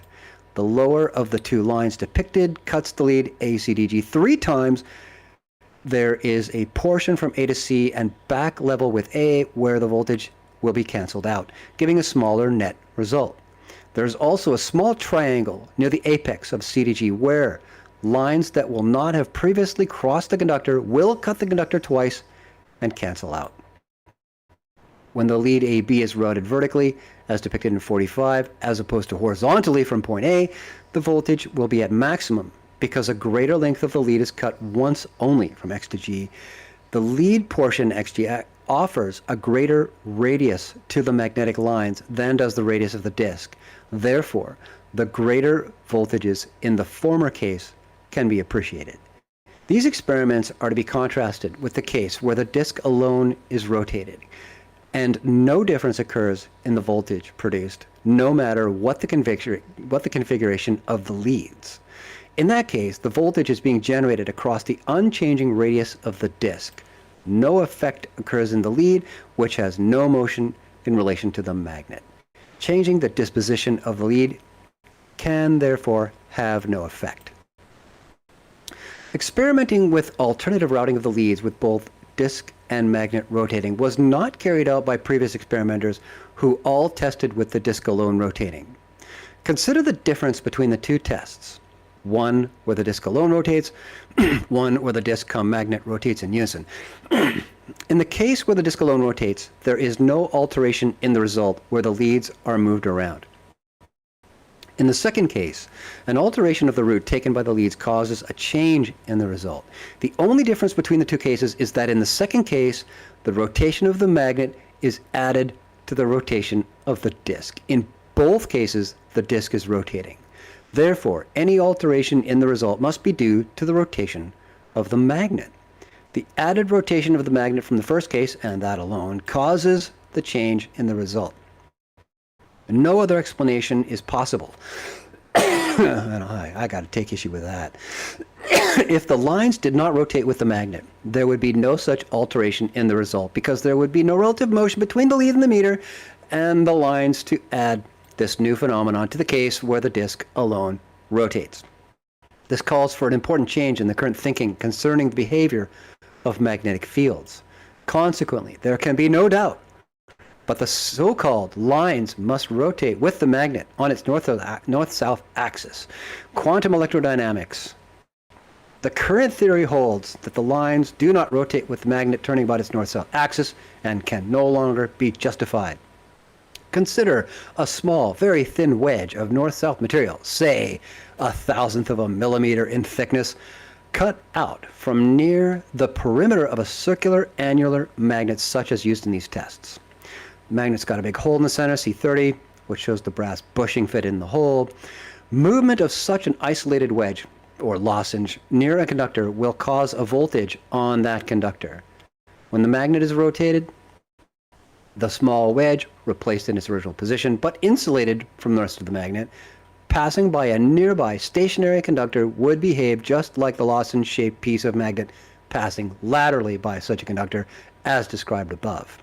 Because the lines must move and therefore rotate with that small, thin wedge, all other lines will similarly rotate with all of the remaining portions of the circular magnet. When a complete circular magnet is rotated, each tiny wedge passing by a nearby stationary conductor would also behave just like a bar magnet passing laterally by such a conductor. A very large annular-shaped magnet would approach the case of a bar magnet passing laterally by a conductor. This effect was reproduced in the current tests by having a very small length of conductor near the periphery of a large 200 mil diameter annular magnet. A motion of the magnet or of the conductor each caused a voltage on the conductor. This goes to show that the lines of a bar magnet rotate on the magnet's north-south axis. The last word has not been said on this matter. There is an anomaly. The Faraday generator results are different from those of the spinning disk magnet. The rerouting of the leads in the case of the Faraday generator does not alter the voltage, while it does so in the case where the disk is separate. This is left for posterity to explain. There is still an unsolved problem here. Surprise, surprise. For some reason, a magnet alone does not behave in this particular instance like a magnet with a disk attached to one of its poles. Okay, flux cutting or flux linking. Cohen in 49 described the difficulty of forecasting a correct result if either a flux cutting or a flux linking theory is used. In 1915, Blondel had shown that a circuit could be altered by winding on or off coils from a spool without altering the voltage produced. Bewley in 29 had shown a similar effect, stating that the turns linking the flux may be changed in such a way as not to cut through the flux, as by winding on turns or substitution of the circuits, thus effecting a change in interlinkages without introducing a voltage. A test was carried out to confirm this conclusion. A circuit was formed to and from the galvanometer with a continuous double conductor, Fig 46. The insulated conductors coming from and returning to the meter were kept close together. The circuit from the meter, G, A, B, C, which doubles back underneath the outgoing conductor and returns as D, E, F, G. The out and back parts of the circuit were one over the other. The leads to and from the meter, GA, FG, were also one over the other. When the magnet was moved towards, into the page, or away from the circuit, no deflection occurred on the meter. When the circuit was moved to and from the pole of the magnet, no deflection occurred. In this test, the lines are cutting the circuit in opposing directions, and the effect is canceling out. There's a large alteration here in the flux through the circuit, but no voltage is being generated. This proves that changes in flux do not necessarily produce voltage, which contradicts Faraday's law. Using a single conductor from the meter on the route GABC and directly back to the meter gave an appreciable reading with the slightest movement of the circuit or the magnet. This experiment confirms that in the case of the double cutting of the conductor by the lines, there will be no effect. This is similar to the test described earlier with a circuit that doubles back on itself as depicted in 39 and 40. It's well known that no voltage occurs in a rectangular circuit crossing a uniform magnetic field with two opposing sides, each cutting the lines at right angles. Opposing voltages are generated in two sides that are cutting the lines. These voltages cancel out. Consider a rectangle as in figure 38, but with no sliding side, and moving sideways through a magnetic field of limited extent corresponding to about half the width of the page. On entering or leaving the field, a voltage is produced only in the side that is alone in cutting the lines. This effect is easily reproduced in the lab using a magnet and a rectangular circuit in which a measuring meter is inserted. All these experimental results conform to the assumption that the lines rotate with the magnet. Tilley in 68 describes as follows an experiment, like 47 below, similar to that of Blondel and Bewley. Quote, when the switch on the left is closed and that on the right is opened, the meter circuit experiences a large flux change, but there is no induced electromagnetic force. Tilley commented that Faraday's flux rule, the statement that the electromotive force induced in a circuit is proportional to the rate of change of magnetic flux through the circuit, cannot be applied indiscriminately.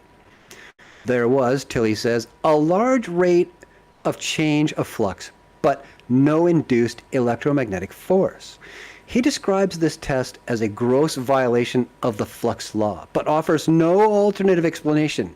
Neither Tilley nor Bewley referenced Blondel's work. Tilley's result was reproduced in the current series. There's 47 for you. Moving it in and out. Okay, this enigma can be explained by assuming that the basic cause of the effect is not due to the rate of change in flux, but to the actual cutting of the conductor circuit by the lines of force. In Tilley's test, where there is no alteration in the position or direction of the lines in relation to the stationary but altering circuit, there is no effect. Faraday was very close to carrying out all of the tests performed here. In one setup, he used the arrangement shown in Fig 48. He rotated the circuit and kept the magnet stationary, like case E in Table 3. He also rotated the magnet with the circuit stationary, like case D. However, he did not rotate the magnet and the circuit in unison, like cases F and I. As far as could be ascertained, Faraday never wrote down what is known as Faraday's law. The law was the idea of those who studied Faraday's experimental results and put a mathematical representation on them. In the same way, the theoretical implications of the experiments described here are not addressed in his book, but instead are left for others to do. Such mathematical representation will have to describe accurately the movement of the lines of force in space in relation to the conductor, a rate of change of flux, or movement of a conductor, is not sufficient. The old laws, Faraday's law and the motional law of induction, are not sufficient either, because they represent particular cases, not the general rule. There are cases where there is no change in flux or area, but there is an effect, like case G, for example. Faraday's law applies to cases where a change in flux is taking place. In the experiments carried out here, where the disk or the magnet cum disk was at a steady rotational speed, there was no alternation with time in the magnetic field or of the area concerned. In such cases, the voltage produced has nothing to do with a changing magnetic field or flux.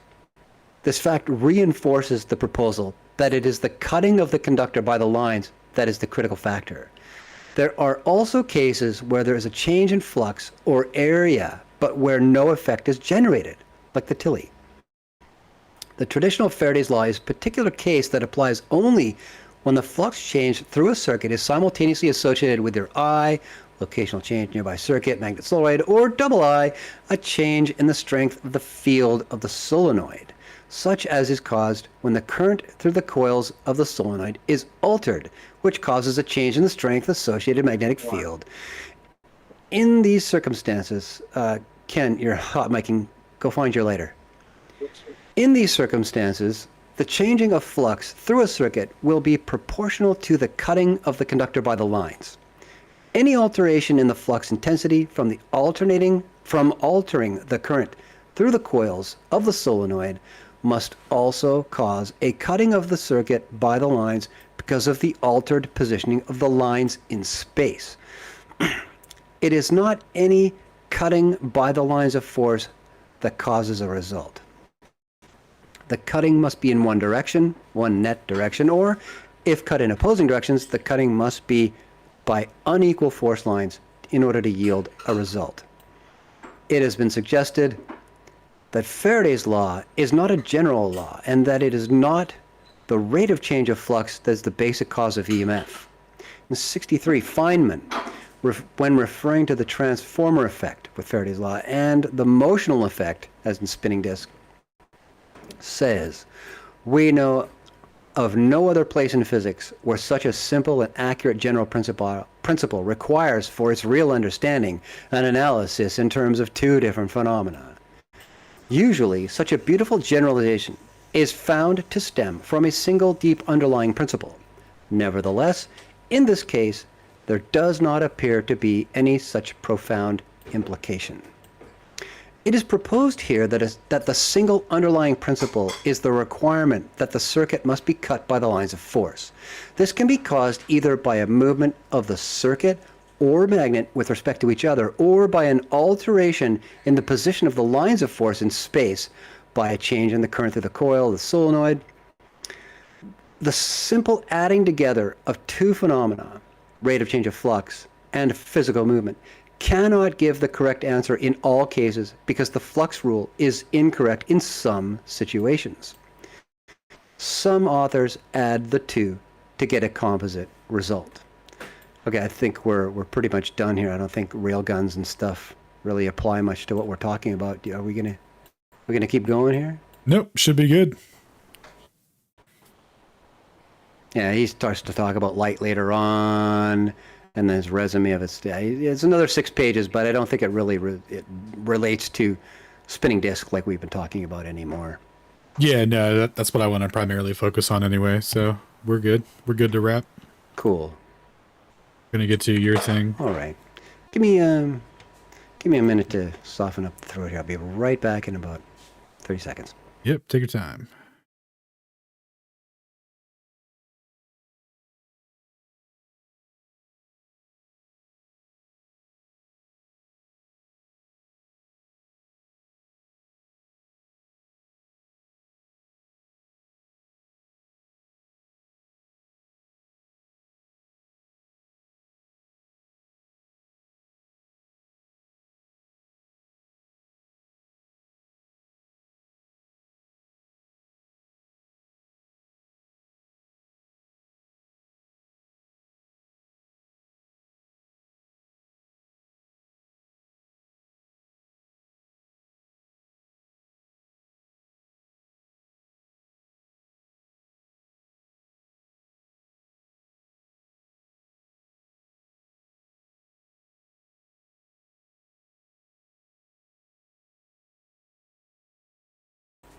Alrighty.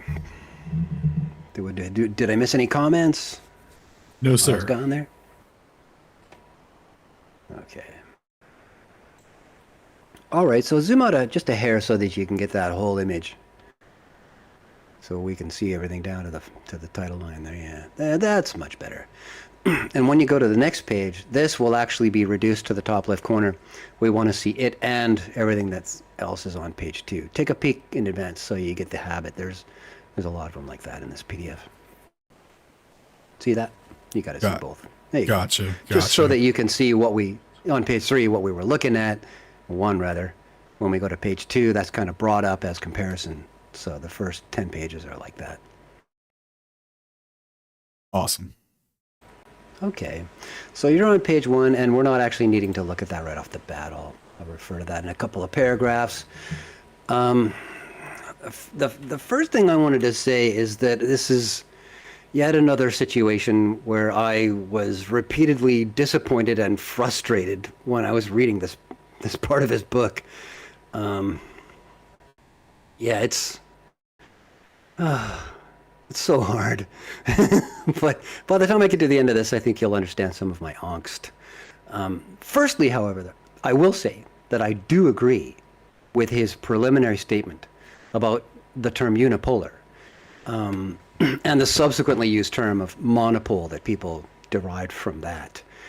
He says that it has to do with a conductor's relation to one of the two poles of a magnet, and reaffirms that every magnet is, at the minimum, a dipole. That's the nature of what a magnet is in the most fundamental sense. So I agree with that point, and I like that he said it right off the top. For context. So I got a few points to make an observation of what I'm reading in this paper, along with some references to Einstein's work and all the other people that he cites here. But before we talk about any kind of conclusions one might draw from these experiments, which I wholeheartedly commend him for taking the time to perform. He is a rare animal like myself who actually goes and gets the data. You got to give him points for that, but after that, it's kind of hard to score him anything, because we first have to spend some time looking at his diagrams and his graphs. So in the PDF that I just sent Alan here, I spent time on producing or reproducing 5 keyframes of what he shows in the interest of brevity of my total presentation. So I'm not covering absolutely everything that we just read through, more like the first third, maybe half. Okay, so here we are on page 1, and firstly we have to look at Fig 30 here. That's the composite magnet, and when I say that, we're talking about how it is made up of both ferrous and ceramic parts.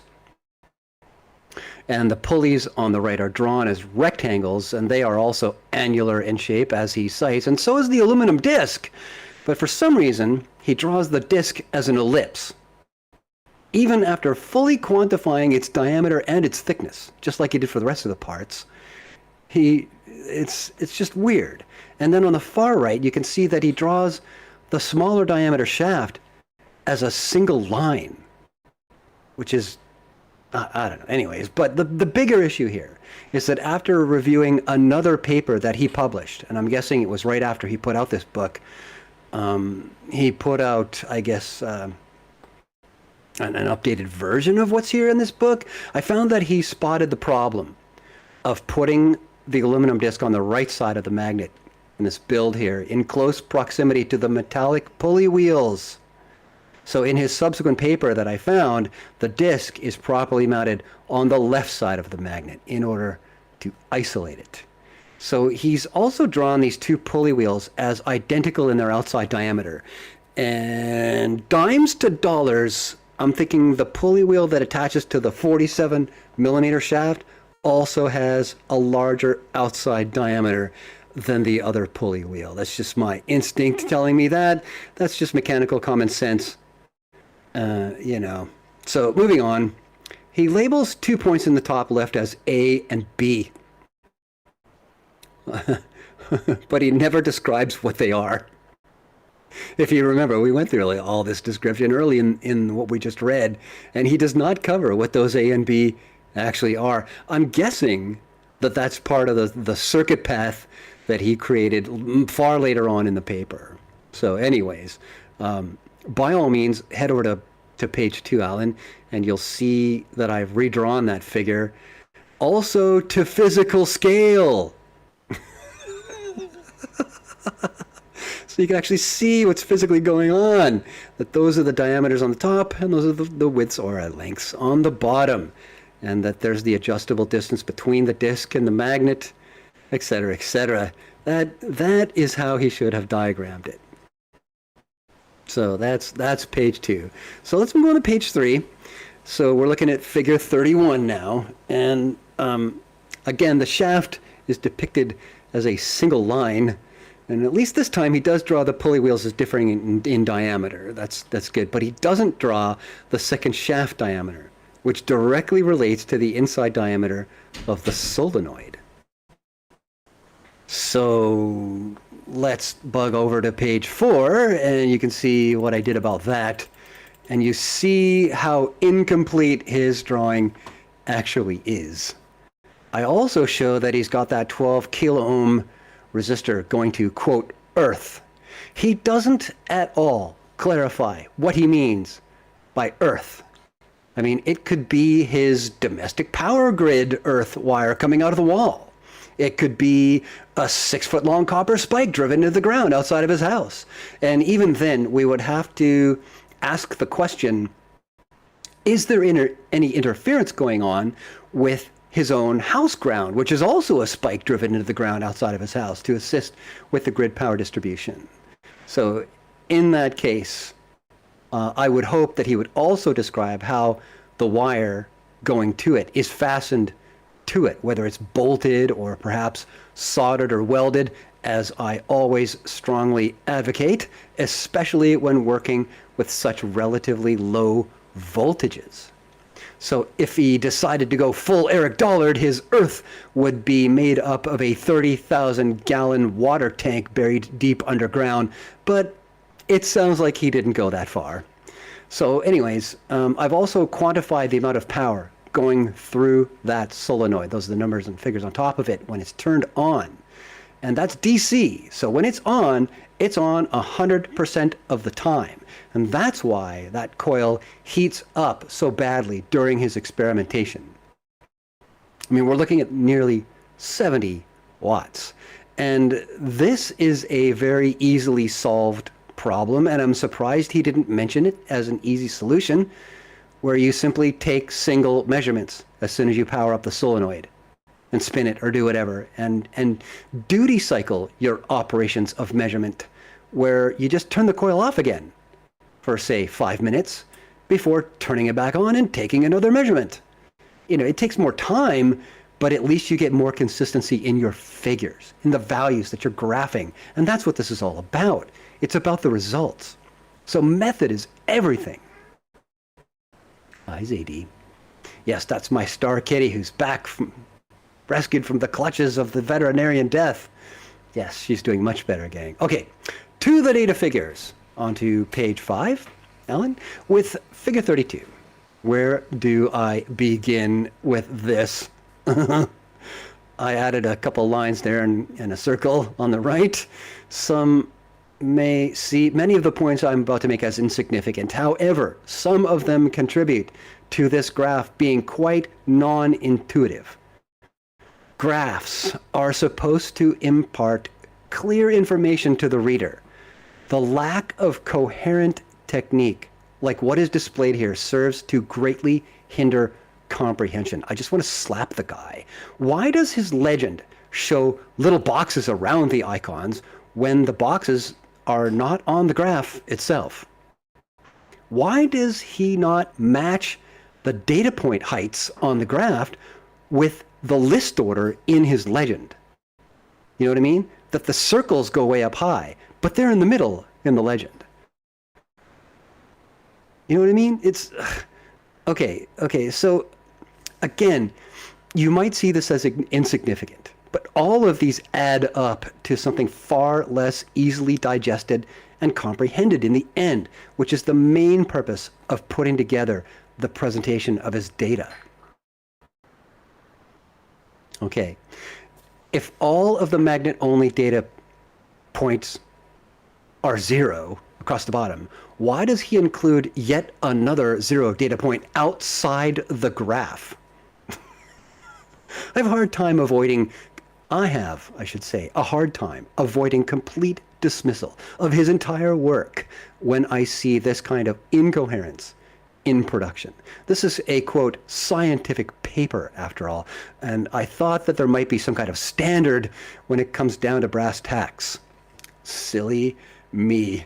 Next, notice in the graph that the data points themselves, the icons, the little dots, the triangles, are not consistently drawn point to point. If you look closely, you'll notice that the shapes used for 2 out of the 3 elements are quite varied. And it's just another little thing that I'm seeing here, but you know, they add up. Okay, let's talk about his use of a unit of length, the millimeter, to represent his galvanometer readings.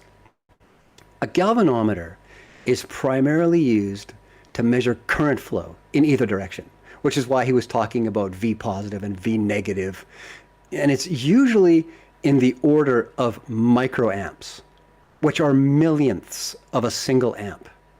That should also be telling you something about what is happening in regard to the magnitudes of power input versus output, especially in the case of when he is instead using a solenoid.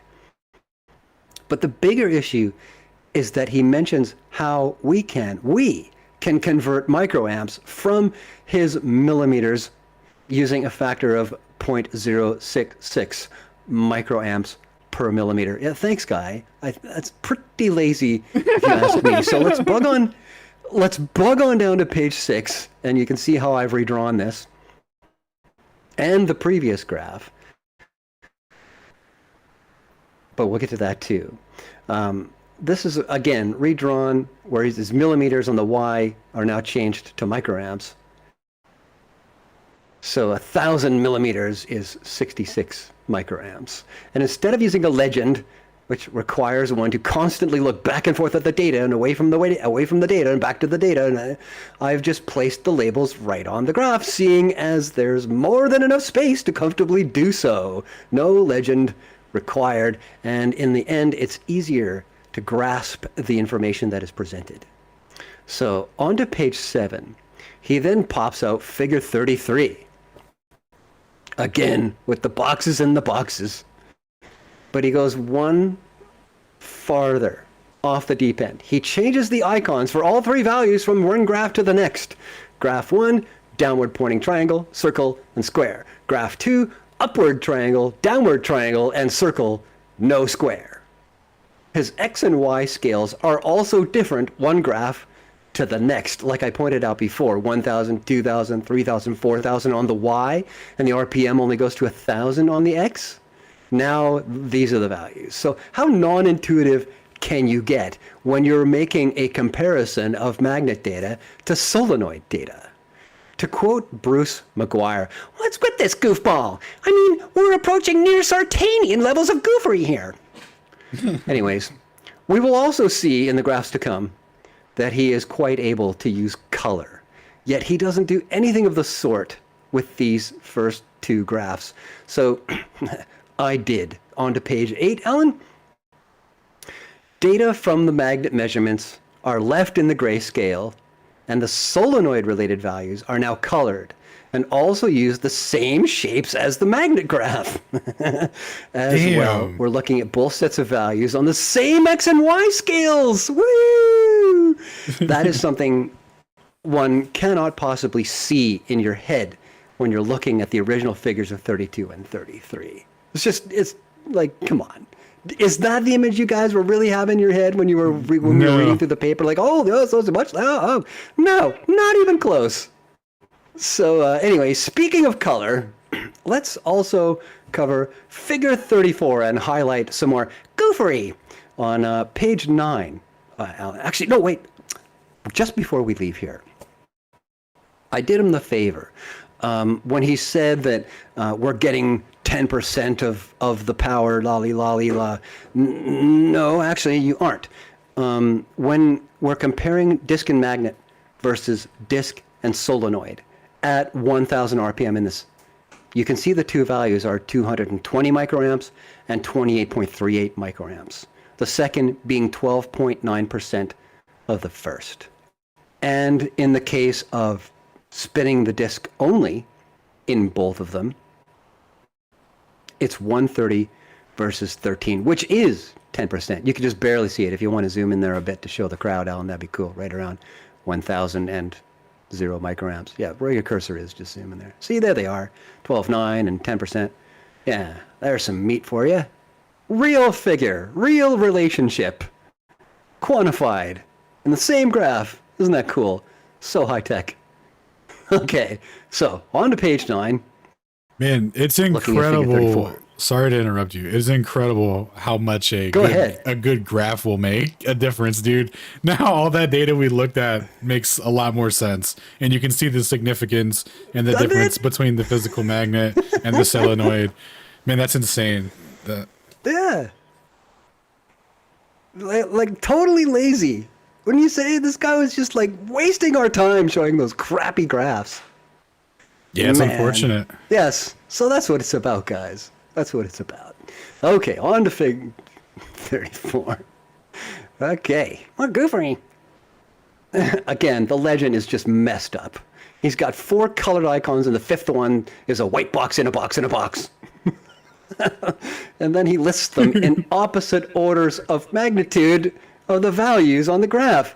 That the 48 millimeter distance, showing the lowest power values in result on the graph being down low, he's got 48 mil at the top of the legend, and so on. Completely inverted. Non-intuitive.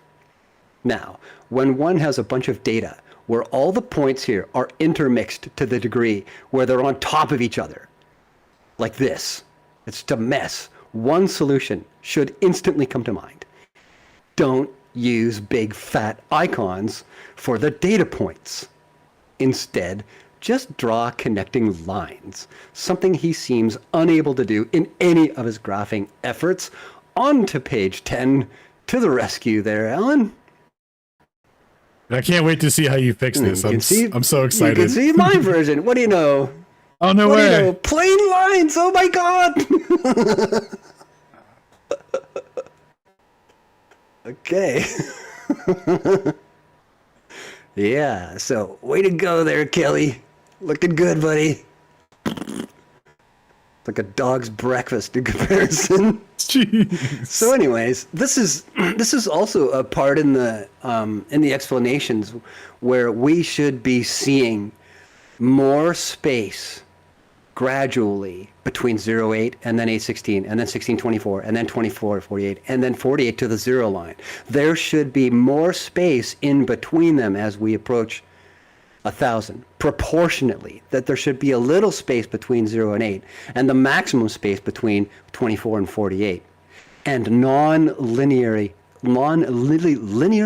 gradient across that. You know what I mean? Because we're talking about the gap between the magnet and the plate, the disc.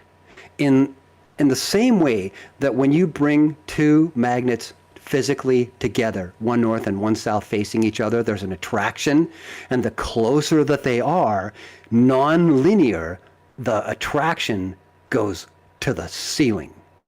You know what I mean? That it is a parabolic curve upward in terms of attractive force with linear increase in proximity.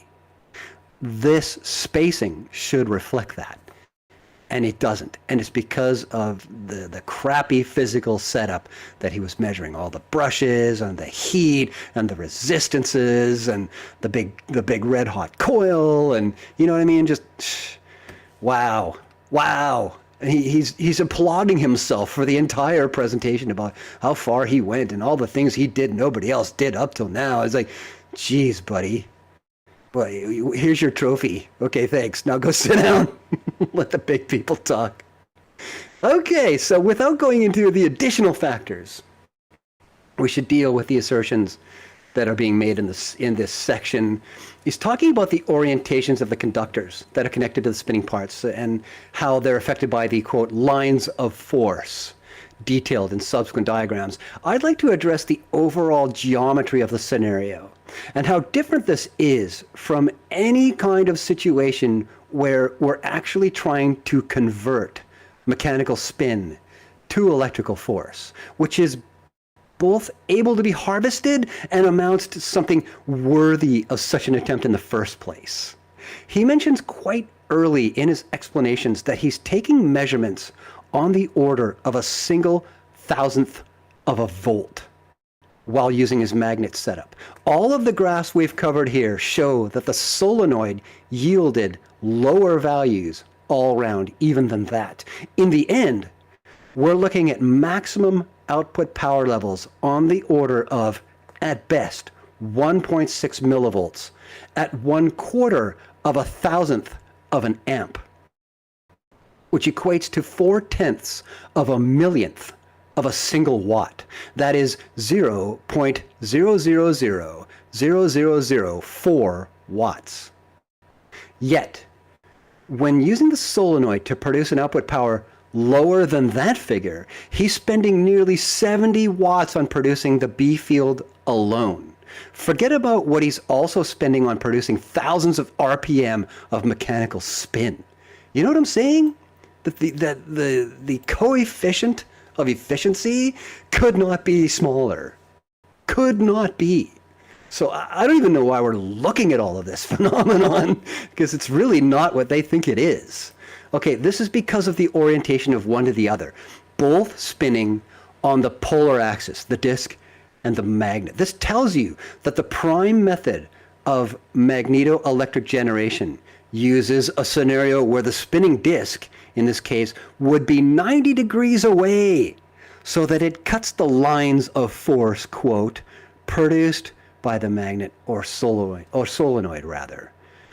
In fact, this apparatus is mechanically inappropriate, so to speak, when it comes to electromechanical process. I have a problem with this fact. If you have to measure the values, what's coming out of it, with these levels of sensitivity, you're doing it wrong. There isn't any correctly proportional amount of power coming out of a setup like this one. So let's bug over to page 11. I'm thinking that this is because of a misunderstanding regarding what are here being labeled as, quote, lines of force coming out of the magnet or the solenoid. They've got it backward. Those aren't lines of force. Those are the lines of the magnetic or the B field flux.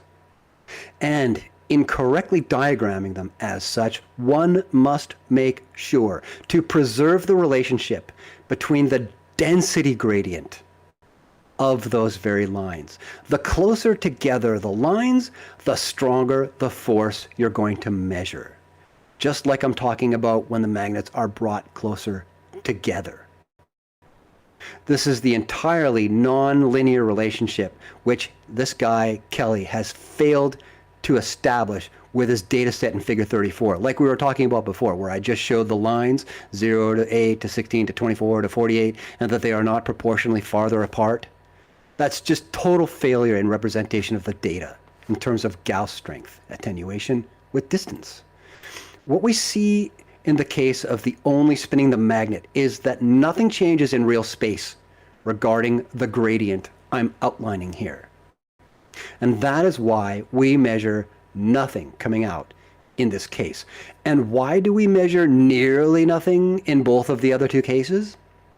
Because we're still only talking about a scenario where no part of the disk is actually cutting those proximal lines of flux. No change in the encounter of that polar flux gradient. And that's why he was talking about, well, even if you turn the solenoid off and on, you're going to get a change in voltage. Yes, because the gradient is going to change. If the disk were doing so, we'd be measuring something several orders of magnitude larger in terms of power coming out of this thing. And that brings us to the main question behind this experiment. Why do we get this tiny amount of power out when we're moving the conductor, regardless of whether the magnet or the solenoid is also moving? I'm thinking now this is all my opinion, big asterisk and a big flashing sign. I am thinking that it's because of other ambient factors not at all considered in this series of experiments. I think that the entire relativistic approach to the analysis covers up and detracts from any consideration of both Earth's ambient magnetic field and ambient electrostatic field in which we all live, in the lab frame, the only frame where any measurements have ever been taken. Our lab frame has always been immersed in both of these fields. We are sitting right on the edge of Newton's bucket. so to speak. And no one seems to want to address any of that when talking about Einstein in the context of this experiment. So this moment right here is where I would prompt anyone who hasn't already watched it to review my talk that I gave on a previous night, just like this one, in the first week of October, when I give a description of how I see the phenomenon of ether, what it is and what it is not, as well as the direction from which the net force appears to be coming, which is about 7 degrees south of due west and 60 degrees above the horizon. I think it's quite likely that we're seeing a small amount of power coming out because of the vector sum of these three forces being out of alignment with the axis of rotation of the magnet itself. But we only see a very small amount of resultant power in the output figures because the net etheric force is also very small. This is why interferometers are necessarily so incredibly sensitive. We must keep in mind that the aluminum disc exhibits hysteresis when in the presence of the changing magnetic field. That process, albeit in a comparatively barely measurable way, subjects the aluminum to the sum of those three forces as it spins. This will necessarily produce a vector sum, which isn't perfectly aligned with the axis of movement, with the axis of that polar field. And the non-local forces, due to things other than the locally spinning magnet, amount to microwatts worth of power, even when spinning the disk at thousands of RPM. That leaves me with two final points which don't require such in-depth in their explanation. Firstly, that he's only using an aluminum disc as opposed to also trying out copper or some other metal. His analysis in this regard is sorely one-dimensional. Pun intended. Off to page 12, Ellen. He even quotes Faraday's use of copper at the top of page 182. And there's the quote. The moving copper, what do you know? That's the disc that he was using. Why didn't Kelly get himself one? That's a question. Okay, secondly and lastly, only gravity and the alleged rotational frame of the Earth are remotely considered in the analysis. I don't see in this experimentation any mention of changing the physical orientation of the entire apparatus within the lab frame and taking another set of measurements. Not to mention incrementally changing its orientation and taking several sets of measurements, just like they do with interferometers. I'm thinking that this would likely give slightly different values of output power based on how we can easily measure where magnetic north is, and just as easily as we can identify and quantify the increasing voltage gradient in the air over our heads as we come up and away from the ground. Oh, did I include? No, that is the last page. So I guess we are done there. So as you can see, I find this entire analysis lacking in so many ways. And let that be a lesson. So yeah, thanks for listening. And hey, any questions at all, guys? Now, was that a lesson in evisceration or?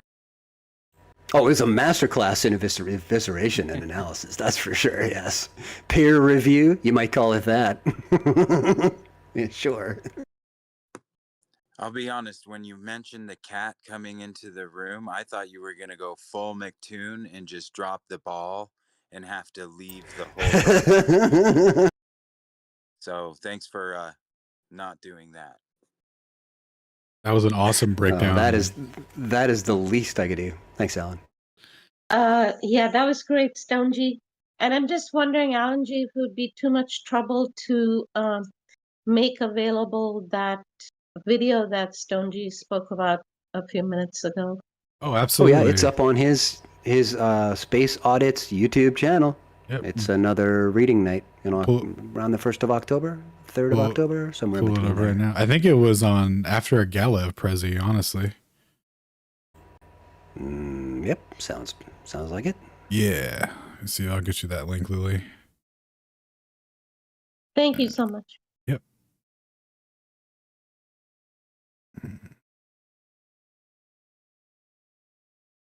Well, I'm going to take this minute to just say, folks, please don't forget to support our illustrious teachers, and they are our learned colleagues. So please don't forget to support them. The best way is through the monthly subscription to their Ko-Fi accounts. So, yep, that's the best way. Let's keep knowledge moving forward. And that is Roundtable 52 for anybody who's just listening and want to find it on his channel later.